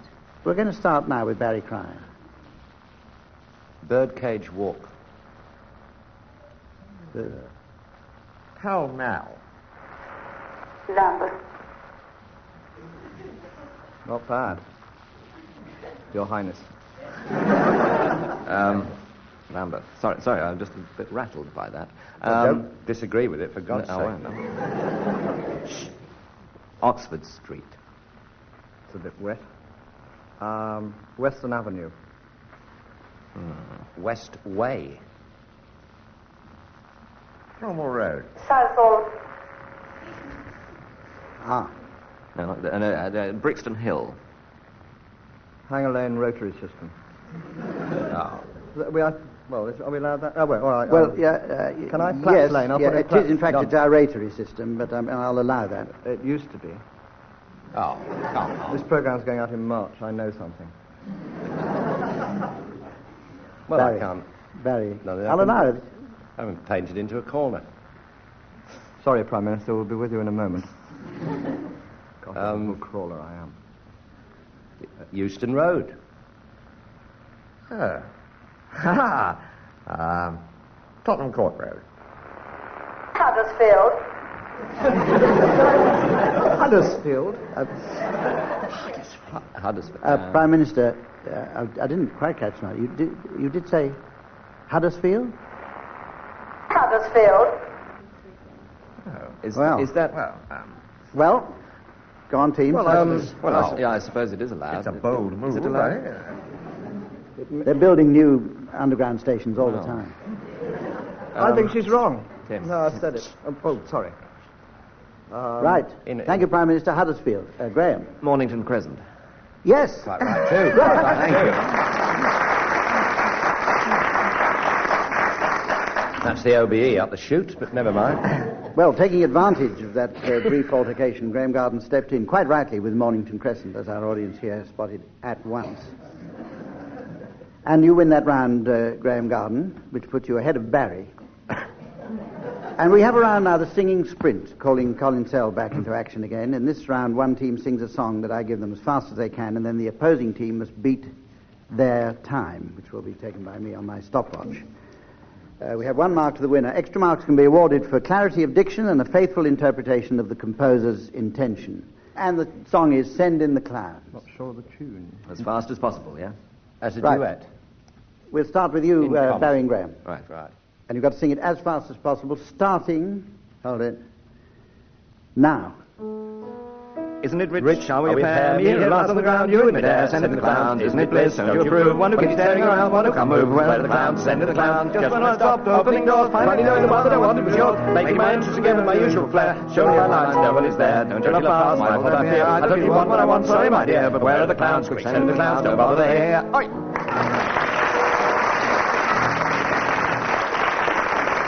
That was pretty extraordinary. That was 17 and a half seconds. Colin Sell, on the other hand, was 20 minutes. And see if you can do better, Colin, in this one, in which the singing will be done by Tim and Willie. Isn't it rich? Shall we pair? We have lost the ground, we there, send the clowns. Isn't it bliss? Don't you approve? One carrying around, one come over. Where are the clowns? Send in the clowns. Just like something knows, one going to one, one to yours. Like names, give my usual flair. Some I know with that, don't you love fast? My fault I get, you want what I want, some I there. Where are the clowns? Send in the clowns. Don't bother, they're here.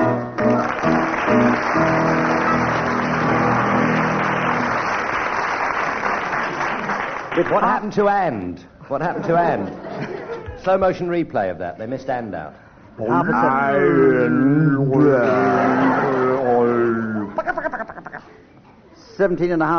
17 seconds exactly that was, which means that you pipped them by half a second, Tim and Willie, thereby winning that round. And now this is the time in the program when I ask the teams for their appropriate entries in the yellow pages. And don't forget your trade, which we picked earlier from the yellow pages, was property developers. Go ahead, teams. Go on, say it. Well, this is the moment in the program when I have to say from all of us. Nearly. Oh, look, here's Mr. Scraper coming to the ball. Who is this? Who is this guy, Scraper? I think it is that time in the program, Humphrey. Might as well get it over with. Mr. and Mrs. Building and their son Jerry. Santa Point. The biggest property developer of all time, Miss Babel, Tara Babel. Mr. and Mrs. Day Flats and their daughter, Holly Day Flats. And her boyfriend, Bill Ding Permit. There's Mr. and Mrs. City Decay and their daughter, Ina City Decay. There's the enormous, you can hardly get in through the door, the enormous Mr. Fiss, Eddie he's called, the imposing Eddie Fiss. Mrs. Arable Residence, and their son Des, Arable Residence. And Maisie Net. And Terry Stouse. Good Lord, there's somebody. Gus Ump. Over there, will you welcome Mr. and Mrs. 1,000 square feet to let and their sons Zebedee 1,000 square feet to let. For some of the older listeners, an enormous property development from that well-known athlete, the Gordon Pyramids. I don't understand it either. Those of you who understand what I've just said, would you send it on a postcard to Humphrey Lyttelton? Huddersfield.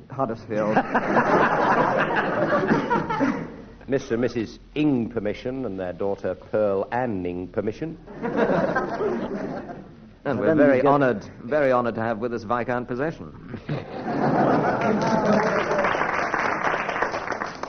As I was saying, ladies and gentlemen, with Tim and Willie and Barry and Graham level pegging, we come... here's an influential man, Humph. I've a friend on the council. As I was saying, that's all for this week. Join us next week. Until then, goodbye.